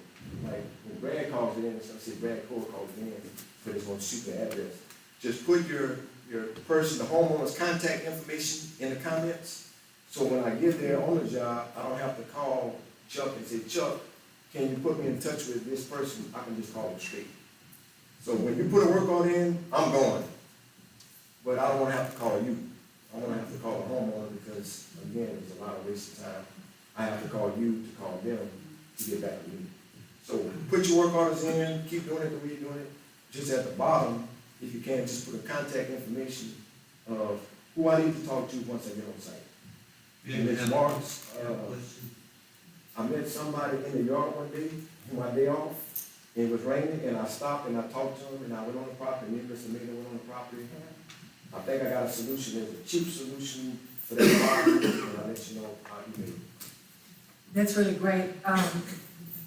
Mr. Jacob and I have had the opportunity, I watched him in the preliminary demolition of the Enterprise building. It was like amazing. And then again on Hutchinson Avenue G, where we had some dry well problems, and we discovered that, and I'm so excited, and so is the homeowner, about you offering the solution. I know on, and you're probably aware of this already, on Avenue G and 4th Street, across from the First Baptist Church, there was some water, a lot of water coming out of that fire hydrant, and I know it's law code. And I called them, I don't know if they did the service call, but I noticed it's been dug up and the water's no longer seeping. Do you? I didn't know anything about it, but I did see him working on it. I'm evident about it, so I did see him, but I didn't know anything about it, but I did see him opening it, Okay. and, I talked to him. I had called him. Thank you so much. I look forward to having and working with you. Look, I don't wanna prolong the meeting longer than we've already gone, but I do wanna say a few things about Wesley. I knew who Wesley was, when I was, suggested to give him a call to see if he wanted the job. I am obviously more now than then excited that he, took the job. Wesley, I'll tell you, people tell me all the time, slow down, we don't want you to get burnt out. Him and I see each other on Saturdays and Sundays passing through the city. I saw him Sunday actually, down Parkinson. He didn't know I saw him, but I saw him. We both have the same thing in mind, and that's getting the job done. And I'll tell you that I'm extremely excited, and Wes, he says we don't have him forever, but I hope we have him for a long time, because Wesley is what we needed as a new street commissioner. If you notice, he asked you for some contacts for these residents in those work orders, because he didn't want to just go show up and dig the ditch or clean the culvert or cut the tree or pick up the trash or whatever it may be. He actually wants to call these people, knock on their door, talk to them, let them know that they're here to do the job that you asked us to do. This is what we're gonna do, this is how we're gonna do it, this is why we can't do this is, why we have to do this. And so it's very important that you realize what he told y'all. He's actually going to go out there and serve the people of Crowley the way that they should be and that they want to be. So I want to applaud Wesley, because he has definitely done a fantastic job in the past month and a half that he's been here. And he is definitely eager to do things. We got to slow him down a little bit, but he is doing a fantastic job. And I trust that you'll all vote in favor of him next week. Mayor. I don't care what that is. If all this was going into the grapevine, you didn't bring this up in January. What you I just need? happened to see his name on the street commission. Yes, sir. He's not officially the street commissioner until you vote on him next week. There's, the grapevine was. He had an idea. Hold on, Mr. Byron. You're correct. You slapped his. No, I didn't. I feel like you slapped me in the face by No, bringing them up now. I don't know how I slapped you in the face by bringing him up now. Mr. Jacob and I have been communicating. That's And relevant what you and Mr. Jacob was doing. Well, you're asking what happened and why he's just here now. Actually, I'm not even. Less than a week. Yes, sir. You want us to make a decision on Mr. Jacob. Yes, sir. If you can't make that decision, I apologize. Okay. Well, Mayor, No problem with that. can I talk? You're committed, is it okay? I just wish you the man. I want to thank the mayor for bringing him, and I want to thank him for coming to the city, because as I tell the people at the bank, the tellers, I said, you are the face of the bank. You are the face of the city. When people see you, that's what they remember. You're doing your work out there. The behind-the-scenes people that make all the wheels turn also, they're very important, but you're the one they see. And I think you're going to be a real big asset to the city of Crowley, and I wish you the best of luck. But remember something, you young guys, you're wearing us out just thinking about all these things, so. He's not young. No, he's not young. Yeah, I think he's young. Oh, let me apologize, and I'm gonna say thank you at the same time. Mayor, thank you for holding it in and taking the hit from me just now, and I apologize. It was actually, I asked the mayor not to say anything until January. I was gonna say that, but it's Because irrelevant. I had my own business, but like I said, I asked him to do it. And thank you for taking over the chin from me. All the communications I do with this council, that's easy. Got That's easy. Me and Mr. Byron will talk again tomorrow, and All right, it'll be good. now I'm going. Anybody else? I'm going. Bye. Thank you, Wes. Thank you, Wesley. Thank Now, you. what we've long been waiting for, our engineer's report. I do appreciate that.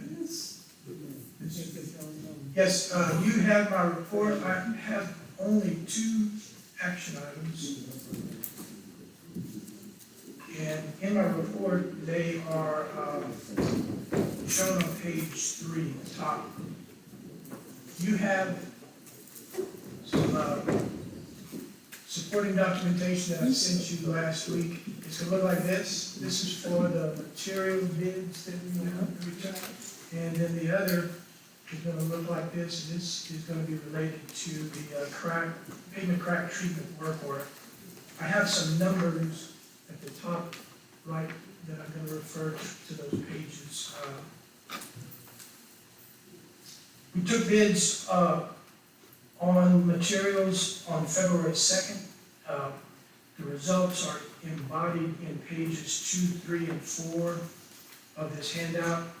You've seen this before. We did this in July-August timeframe. We took bids. I gave you a spreadsheet so that when you award, you just award in accordance with this spreadsheet.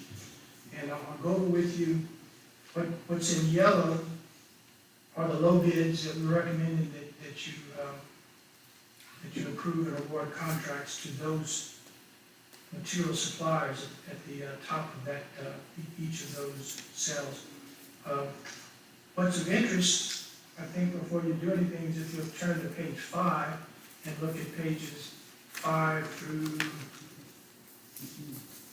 11, you'll see the chart that we give you every time we take bids, so you can see what the new bid looks like in comparison to the bids that were taken in the past. So if you look on page 5, for instance, that's proposal number 1. Proposal number 1 is back on page 2, the very first lines at the top of the page there.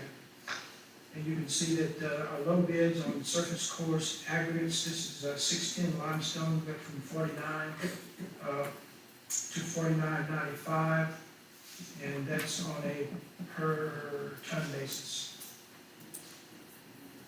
And then if you go to page 6, you'll see coal mix didn't increase in price, at 145. Page 7 is something we're going to talk about next, is the crack routing, cleaning, and sealing pavement cracks. As you can see that there was a hike in the unit prices for crack routing, cleaning, and sealing pavement, quite a jump there. And I'll tell you what that means in a minute for the action on that item. Proposal number 4 is on page 8. That's concrete pipe and arch pipe. What I've shown there, as I usually do, is the pipe sizes that you buy most of the time, which is 15-inch and 18-inch. So the blue is your 15-inch, the red is your 18-inch, and you can see we have a slight hike in the price there. Proposal number 5 is on page 9. This is red PVC, same thing, 15-inch and 18, 15 is blue, 18 is red, and again, a little bit of a jump in price in each of those.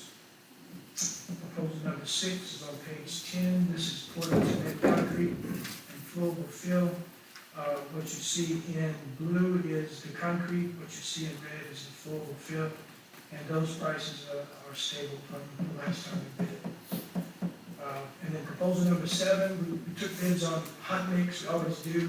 For some reason, we can't get asphalt plants to get interested in furnishing us asphalt, so if we need hot mix, we'll have to just do it on a quick order based on how much we need at that time and who's interested in supplying. Hopefully, with the street improvements program, we'll have less hot mix that we have to deal with. So I would like you to consider awarding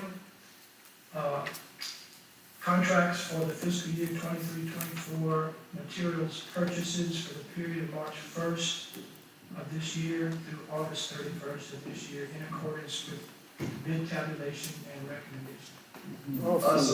Second. It's been moved and seconded. Any discussion? All in favor? Go. Second item is right underneath that one, payment crack treatment work order.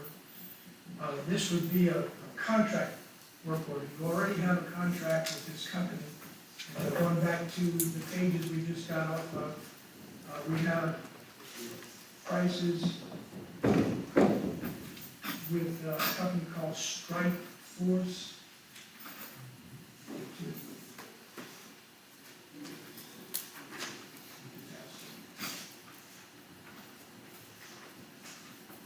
It's on the first page. Seven. Strike Force 1 Inc. We have, as you saw from the chart, we have bids that, the prices are in effect now, but they are no longer in effect at the end of the month. What we did, if you look at the other handout, it's gonna be pages 12 through 31. The first page, 12, is the estimate of all the linear footage of the cracks that are at the condition that we can route and clean and seal them. The cracks that are relatively small cannot be treated this way. That you have to have the crack at a certain width so you can actually get into it, route it, and then put back a rod, and then you seal it on top of that. So we have those quantities. I show you two prices there. One is $75,305. The other is $123,572. I'm showing you that to make you understand that if we don't award this contract based on the current prices, that jump in unit prices would go from $75,000 to $123,000. So it becomes us to award it now. The attachment A shows you award by award the results of the inventory we did, address by address. So this is an extensive amount of work under this contract. That's why the contract is there. It's to monitor where streets are needing crack treatment and get that crack treatment done before things get worse below the surface. So I'd be happy to answer any questions. What I'm asking is that you would authorize a work order, a contract work order. It's not the work order that type that you would ask Wes to do. But it's a work order under the current contract with Strike Force 1 for crack routing, cleaning, and sealing in the estimated amount of $75,300, and then refer that to Finance Committee for appropriation. So moved. Motion. Second. Second by Steph Martin. Any discussion? Yes. Tim, Mayor, as you know, I've been concerned about the street cracks. I've reviewed the contracts A and B with the Van Leger company for resurfacing our streets. Cracks appear, we haven't talked about the drought, all the issues. But at the same time, when I read the contract, it indicates that cracks are part of the 1 year warranty. And yet, Tim, I certainly appreciate your engineering input on, recognizing that you don't think that that would be covered under the warranty. But I think that since we have a legal contract, I would like to see our city attorney, either one, provide us with some type of a legal opinion that these cracks would not be covered under the warranty, to give us some assurance that we're spending this extra $75,000 in good faith on behalf of our taxpayers. The only way the cracks are the responsibility of the contractor if it's due to poor workmanship or materials. I'm telling you it's not. I'm telling you it's due to subsurface, deep subsurface conditions. And that, I guess the attorney's going to turn to me and ask me what I think about who's at fault. So the contract would not make a contractor responsible for something that's not within his purview to control. And so I'm telling you, it's out of his control. These cracks did not happen because we got poor workmanship for materials. And we certainly, if the council wants to do that, I would just say be careful that the end of the month is getting pretty close. No, I don't want this before next week, if that would be something that the attorney could review and just give us, something as brief as possible, just to give, us some assurance that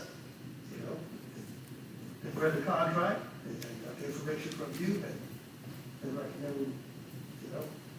I'll certainly ask, him, yeah.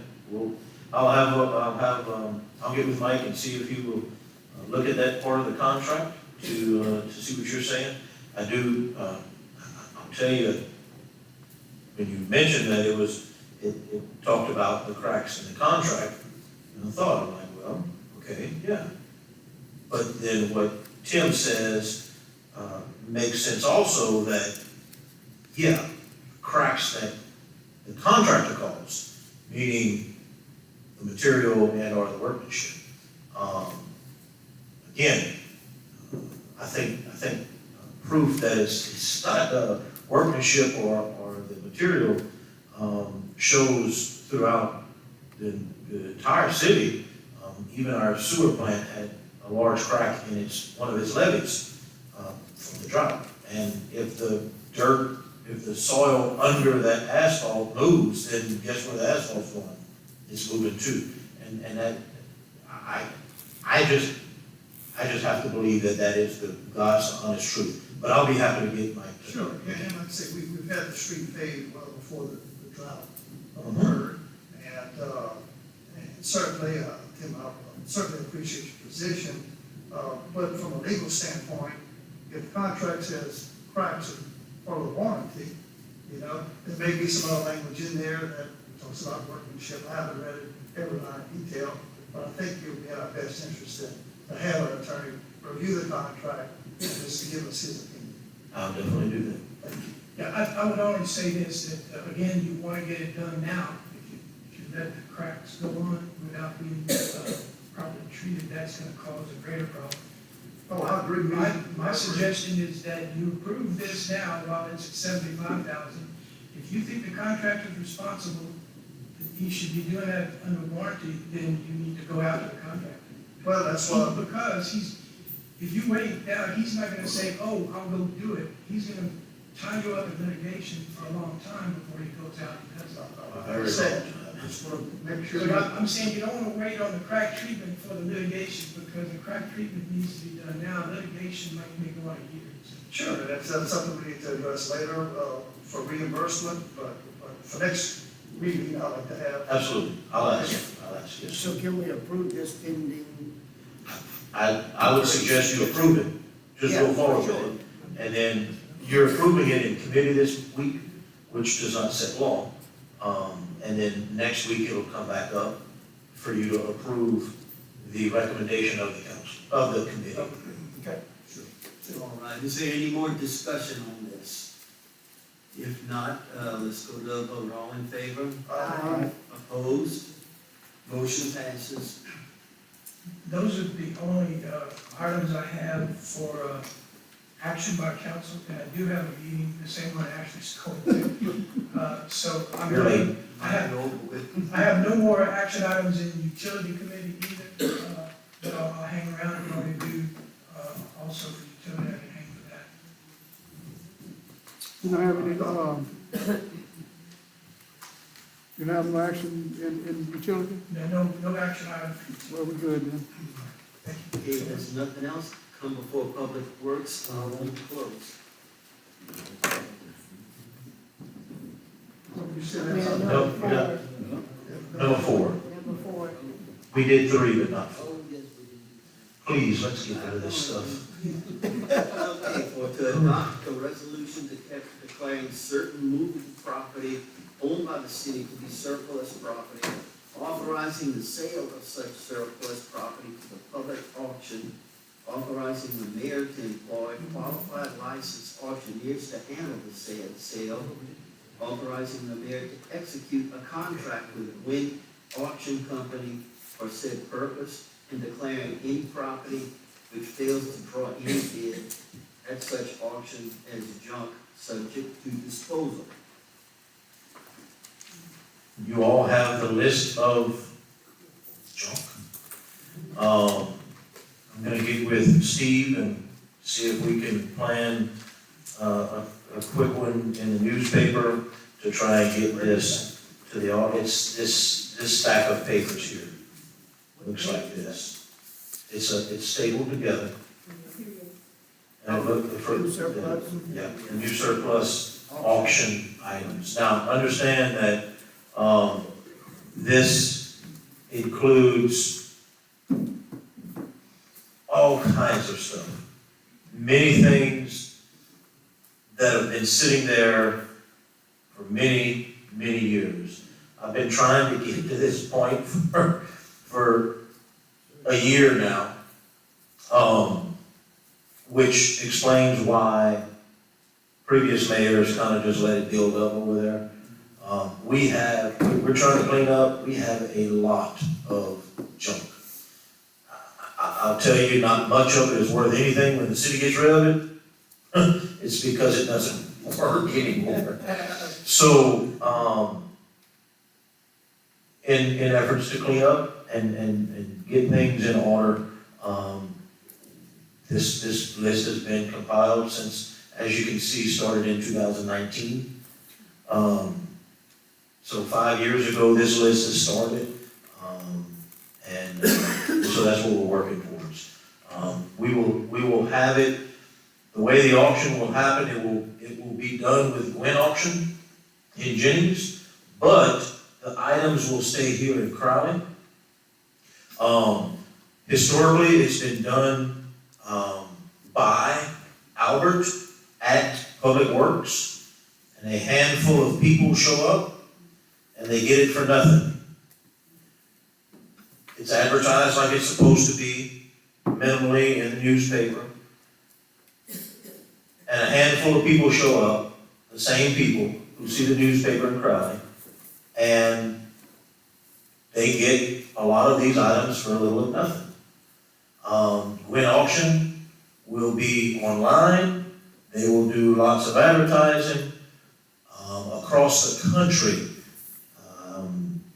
I met with Mr. Mike Wynn multiple times, and he claims there are people from throughout the United States and some in other countries that look at this stuff. And so I think this is definitely going to help us get better money for our junk.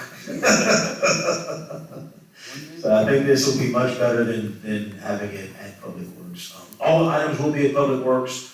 Gwen Auction is going to come and take pictures of everything because they post everything on their website. They have multiple websites that they use for their auction items, and they will do we have to still do our advertisement as required by law, but they also obviously advertise their stuff. And people that actually show up to their auction in Jennings can see it on the screen over there. They can bid on it. There'll be a viewing day or whatever. People will come to Public Works to look at the different things, the pallets of old computers and things of that sort. And so I think this is going to be a really good way for us to get top dollar for these things. I'm off in this red, man. Let's move on. I'm off in this red.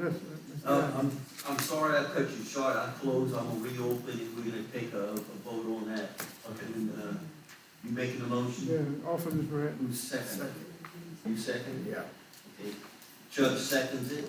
And, any discussion? Just for total transparency, and disclosure that, my son-in-law Henry Gwynn is not affiliated. No, His family. that's a cousin. New construction. That's a cousin. I'm looking at you awfully hard now. That's why I'm disclosing. And Brad did not choose this direction. That's right. Okay, all in favor? All opposed? Motion passes. Jeff, one more item on your agenda, number 3. Number 3. Chuck, hold on. Yeah. Chuck's not on that committee, Jeff. Who made the motion? I did. Steph made the motion, who's second? Yeah. Chuck can, he's not on the committee. Mr. Byron, second. Byron seconded, okay. Back again. Number 3, Jeff. All right, number 3. Adopt fiscal year 2024-2025 LGAP Louisiana Government Assistance Program Resolution. So again, this is something that's done every year. My understanding is there's a up to a $50,000 grant from, LGAP. Historically, we get $10,000 to $12,000. We have to, obviously adopt a resolution to be able to do this and, name something that we want to purchase with it. What I've chosen is, as, Mr. Wesley Jacob asked for equipment, equipment for public works. I so move. We have a motion by Sandy and a second by Step. Any discussion? And all in favor? Opposed? Motion passes. Now, is this it? Yes, sir. Yes, sir. Okay. Yes, sir.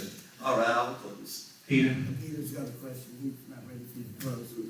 Quick question pertaining to the auction. We as department heads provided a list of all surplus items. Those items were bought with our department funds. Will the proceeds from that auction be returned to our departments? According to the state law, all of that money goes into the general fund. Okay. However, like I explained to the fire chief, because he's very adamant about those things, and I can understand because budgets are tight for each department.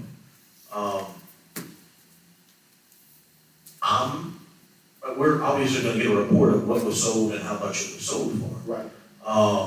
If you wanna come back to the council and ask the council to appropriate those funds back into, recreation, that can be done that way. But we can't put it into recreation just because it was sold.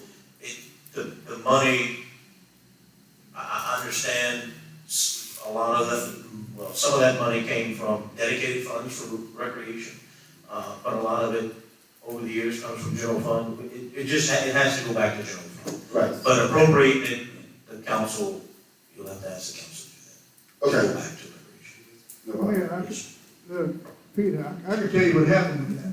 That was done through, I forgot what year it was, Jeff, I don't know if he was on council then or not.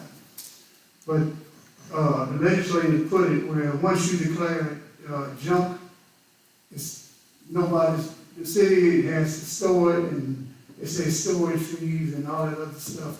So that's why they put it back into the general fund. That was, I remember going through that because I had argued with him. I thought if it came from one, it should go back to one, but that's what happened with it. Okay, thank you. Sure. So we do have, some people in the audience that have been patiently waiting, and I think we can make community and economic development a quick agenda, if y'all don't mind. So that we can have, our citizens that are visiting for that committee. Absolutely.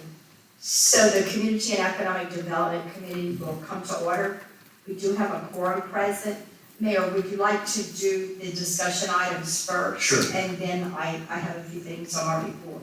So at this time, I would like to call Amy Thibodeau, Keeper Kelbo, and anyone else with greetings from Levy Park to the podium to speak about the upcoming season.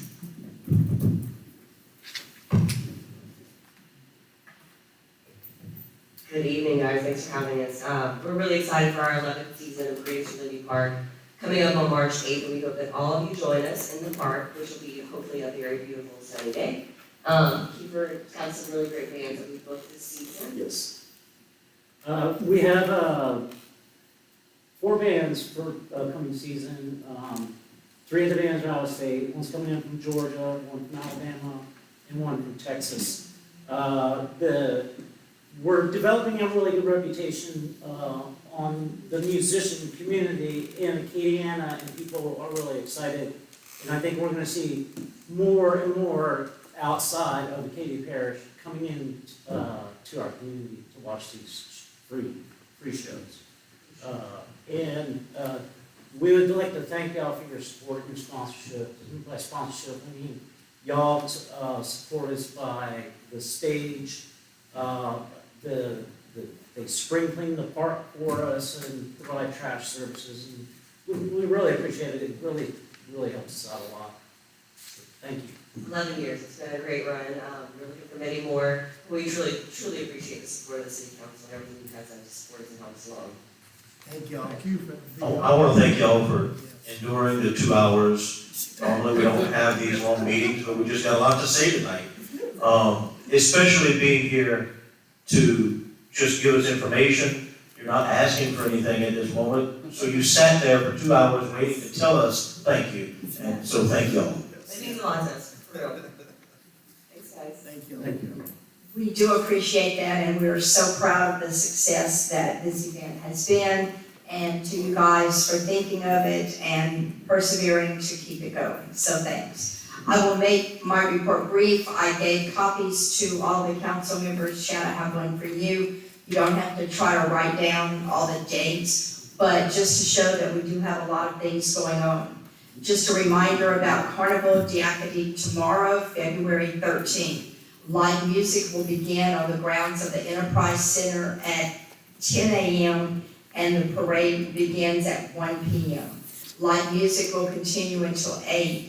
And what a really nice deal that the building's gone and it is cleaned up as the mayor promised. So should be a nice day tomorrow. The Rice City Car and Tractor Show will be held on Saturday, April 13th. Valerie's been working on that. Crowley Main Street was represented at the statewide winter meeting held in Abbeville, where educational programs, networking, and ideas from other Louisiana Main Street communities were presented. The chocolate stroll downtown was held on Saturday, and yes, I decided I should go, and I came home with a lot of bags. So I know that the merchants had a successful day. Planning is in full swing for the 2024 A Taste of Crowley, and this event is going to be moved to the spring. And so you will be able to attend that on Thursday, March 21st. More information will be coming. From the Chamber of Commerce, Leadership Excel will begin its 29th year on February 21st with the Emergenetics session. In a collaborative effort with leaders in Acadia, Jeff Davis, and Southwest St. Landry Parish, we started this program to identify and train existing and emerging leaders to encourage and maximize their community involvement efforts. Business After Hours is going to be on February 22nd, and that's hosted by Acadia St. Landry Hospital at Cafe Maison in Church Point. The State of the Parish Luncheon will be on March 6th at the Opera House at 11:30 a.m. Their educational series, Prosper Acadia, will be on March 28th, and that topic will be small business financing. It's at the Main Street patio beginning at 8:30 a.m. From the Crowley Garden Club, the Cleanest City contest will be held during the week of March 11th through 15th. Citywide cleanup events are being planned. The Louisiana Garden Club Federation State Convention will be in Lake Charles, and that's April 15th through 17th. Something that we should note, that's something to be very proud of, Attakapaw Study Club will celebrate their 100th anniversary at their meeting on March 13th. That's from 2 until 4 p.m. and it's on the 6th floor of First Bank. And wow, 100 years. For West Crowley beautification, cleanup continues in this area, and the West Crowley Historic District Committee are currently working with local partners to apply for a Safe Routes to Public Places grant from DOTD, and that's aimed at making pedestrian travel along West Hutchison safer. So more on that as that progresses. Is there anything else that we need to discuss in this committee? Hearing nothing else, the committee will adjourn. Thank you, ma'am. Utility Committee, Alderman Martin. Okay, let's see, we do have a quorum, and since Tim is gone, I'm gonna go ahead with, okay, Tim, great, okay, no need, but you can show today. All right, good afternoon.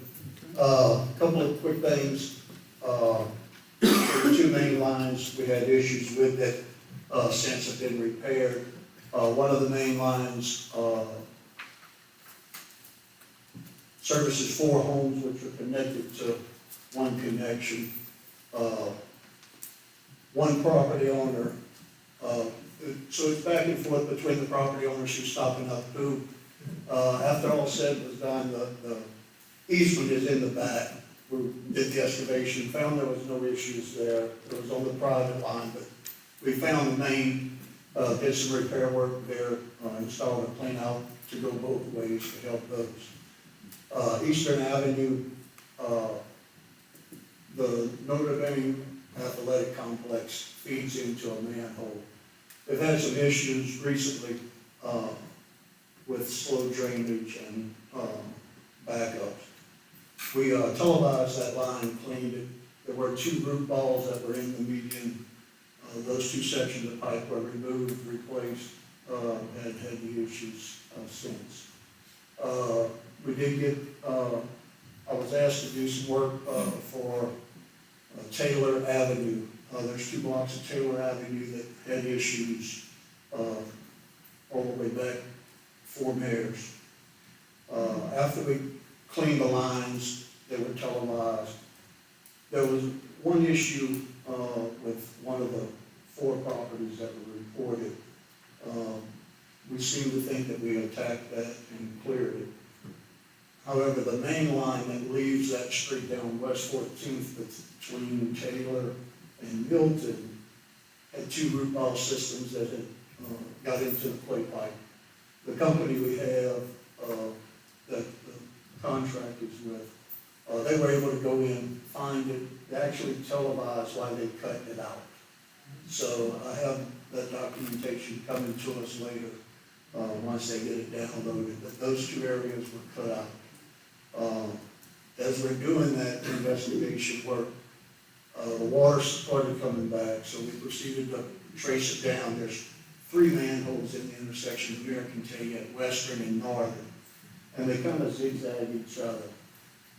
Between 2 of them that services from Northern to 16th, from Parkinson to Western, and then from Western back to Taylor, had a pretty good, at the top of the pipe, there were some issues that slowed the flow down during rain events. That has been cut out, at this prior to the last rain. So hopefully, I haven't had any reports. If there is, we'll continue to look, see what else we can do for them. Other than that, that's all I really have. I want to thank my guys for doing what they do. We're slowly getting back to our staff level, which where we at is good. Our biggest thing is the locate requests. From January 1 to current, we have 235. Might not sound like a big number, but you get 15 in a day. You get 3 days, from 2 days after they call, but we're gonna walk 6 blocks, that means more taps, it does take a little time. We get a brief idea, we had a locate come in last Thursday, and it covers from Hutchison Avenue on Avenue G all the way to 2nd Street. And besides the main line, you've got services that all along that, so, the last thing we want is somebody boring for a short line. It's happened. You don't find it right away. You really don't. But other than that, anybody has any questions, we'd be glad to answer. Yeah, okay, with that being said, the ordinance that we proposed earlier with the excavators, what have you, you have any problems with public excavating work as far as tearing into the lines, what have? No, per se, we don't catch it right away. You're talking like if somebody bores through our line? Right. We don't catch it right away until there's a stop up. We don't know, it could have been done 15 years ago, could have been 10, maybe yesterday. We really don't know until we dig down to find what's actually there. It's not a rare, it's a rare occurrence that we do find it. Okay. When we do, we know who to go to, and they either have to pick it up or put it below, because most of the sewer's on gravity, and we get good cooperation with that. Okay. Well, Mayor, what, that excavation, ordinance that we presented earlier, would that help out? It's already an ordinance that we're gonna start enacting. Okay. Yes, sir. And I might add that ordinance is also involves all utilities, including Including the we're city. gonna excavate in the roadway, if I'm not mistaken. I'm gonna approach them on Wednesday. We did, some of the patches in town, the roads have gotten rough over those repairs. Not long ago, we did an experiment right here, at St. Michael's, in front of St. Michael's, we had to go down to the main. We chose to, the contractor, so we were in discussion, we filled it with flowable fill to the top, level out. That has held better than any of the other patchworks we've done, so we're That makes sense. gonna get with them, see what can be done, because there's a pretty big dip that we visited several times on Northern, and the one on Eastern Avenue, the state contacts us, and they're worried about that, other than the 50 behind it. First come, first served, basically. I mean, it is what it is. We'll do what we can. I think we're gonna visit that. There are other issues and compromises that occur over there, so. Good enough. Yeah. All right, any other questions? Tim, regarding the stormwater that's been entering into the wastewater lines during these heavy rains and the smoke testing, any movement on addressing that issue throughout the city? I can tell you that the smoke testing group was in town, or still in town. They are doing certain sections of the city.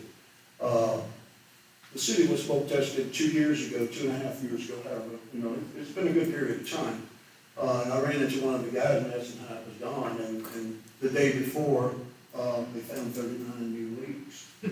So, I mean, I think with the drought, everything's happening with the drought. I think as the dirt dry, the trees have to grow, and they're gonna find the water. Yes. So as they enter the bells of the housing of the clay pipe, or I've seen it into cast iron recently, there is concrete pipe in this city that we found some 4-inch of that, that's been long ago. But those roots are gonna find their way in. Once that finds their way, then the pipe is cracked. So the groundwater's gonna come in from there. The pumps will pump at capacity, but I'm only getting so much water in that 10-inch, 15-inch pipe coming out. Right. But I don't know the progress of where their smoke testing is to date. I would think Jonas is handling that, and I'm sure they communicate with him. So once those leaks are found, then those pipes can be, those leaks can be repaired and reduce the amount of stormwater that's entering the wastewater system. Well, with that too, you gotta remember, some of them are private leaks, some of them are public leaks. Yes. And I know there's a process of how the private leaks are handled. I do know the public leaks will be handled, still under the contract, if I'm not mistaken. That's something that Tim would have. They're doing the smoke testing, because I think they had some extra money for that project. I guess the next question I have is regarding the work that the city does to repair sewer lines with removal of the street surface. For instance, on Avenue I, between 6th and 7th, that repair was done some time ago. It's still limestone, Steve was mentioning kind of a hazard there. When is that, how will that be paved? Is that going to take another contractor to come in and? It'll be paved according to the ordinance once that, but the ordinance is in place to have done. That would be something that that was city work that was done to fix it. Correct, but in order for the wastewater department are not expert street repairers. Right, exactly.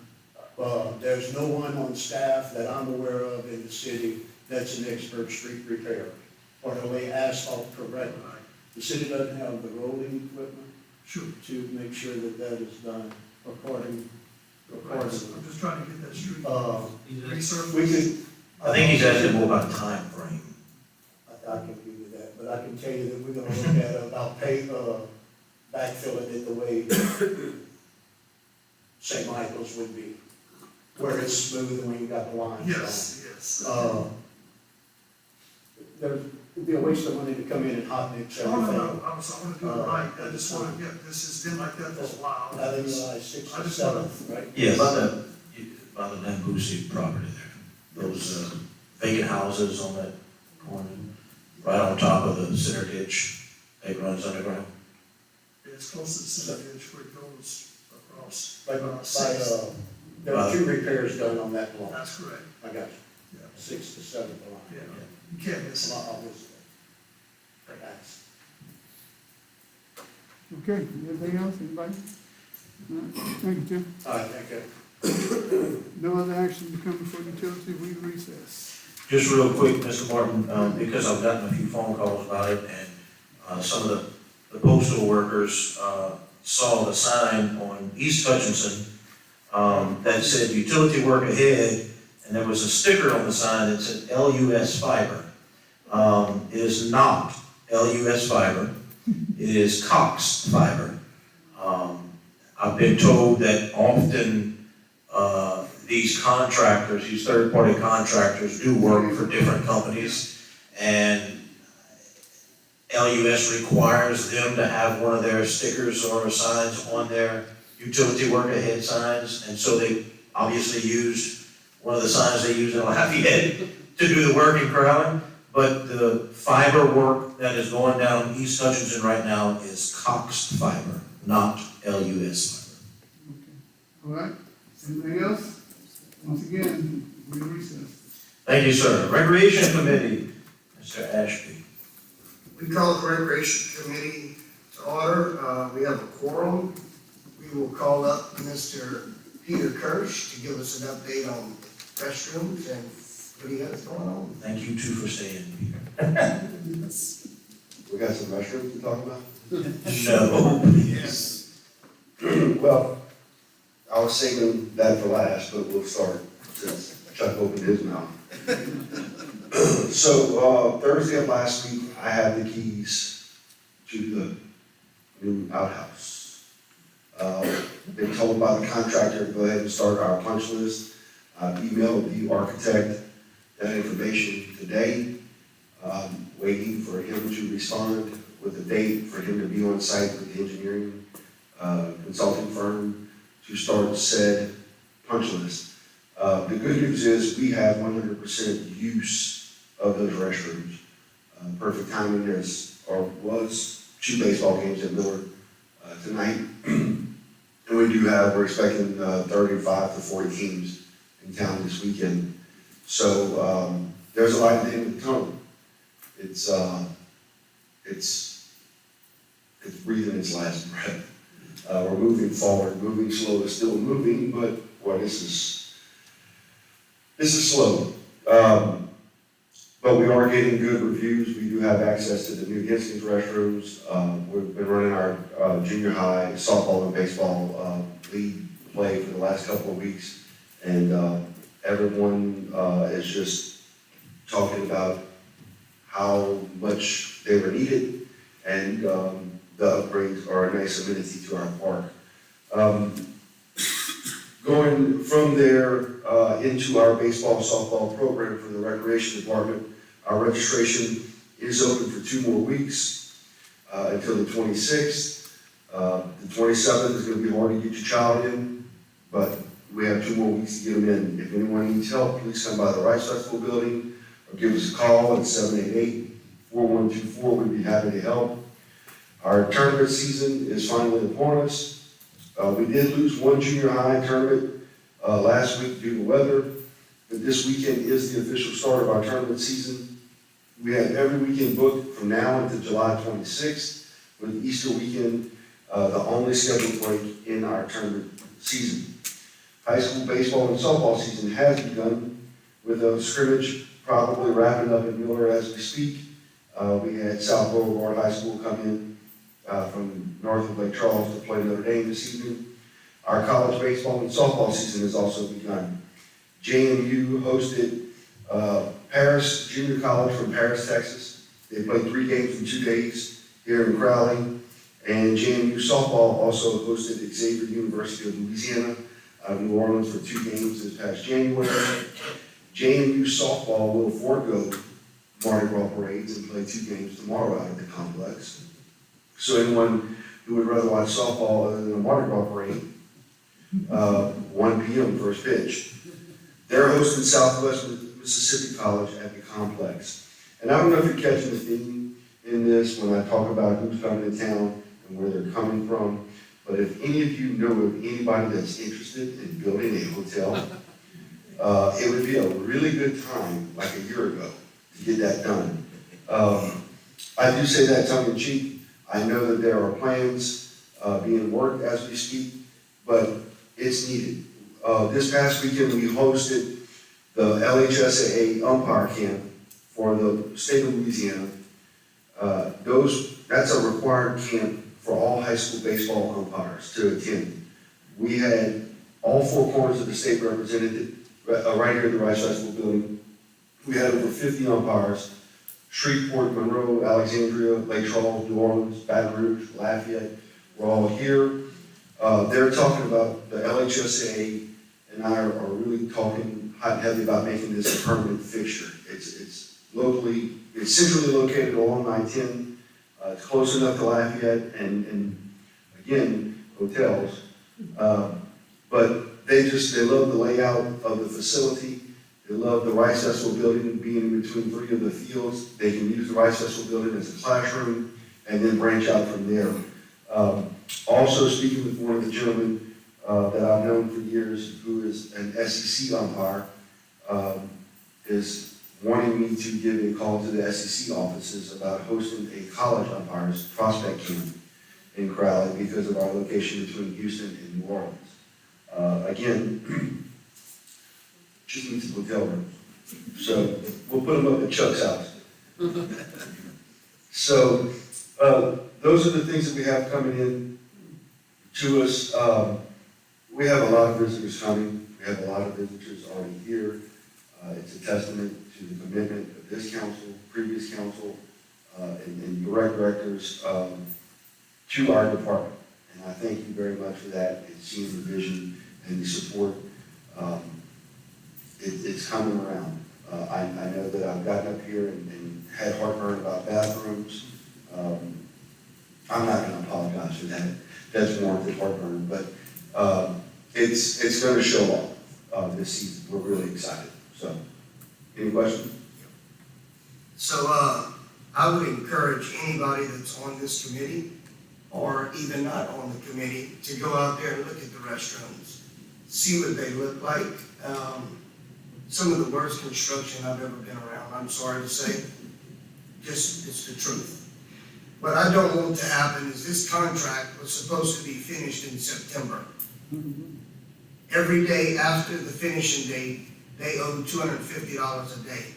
The day that this is finally finished, I don't want us to look back and say, oh, it's finally done, let's forget about all that. No, this is about setting up future construction jobs that we have here.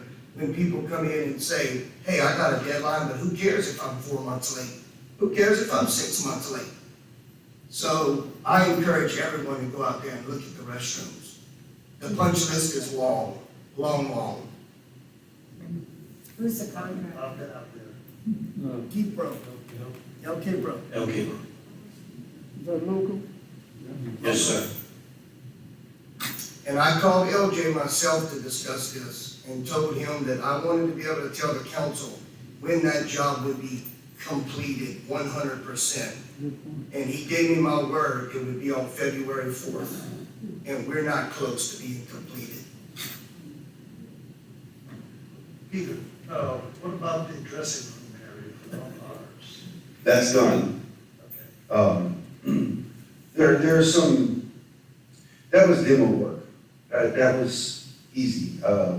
They had to demo some walls, fill in some old sewer lines. There's one question that I have. It's not a huge area.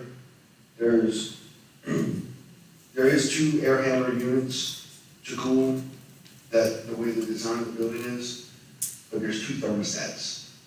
So I can literally, if this is the wall that separates the 2 sides, I can use both thermostats at the same time like this. just little things like that. One of the thermostats is located in a lady's stall.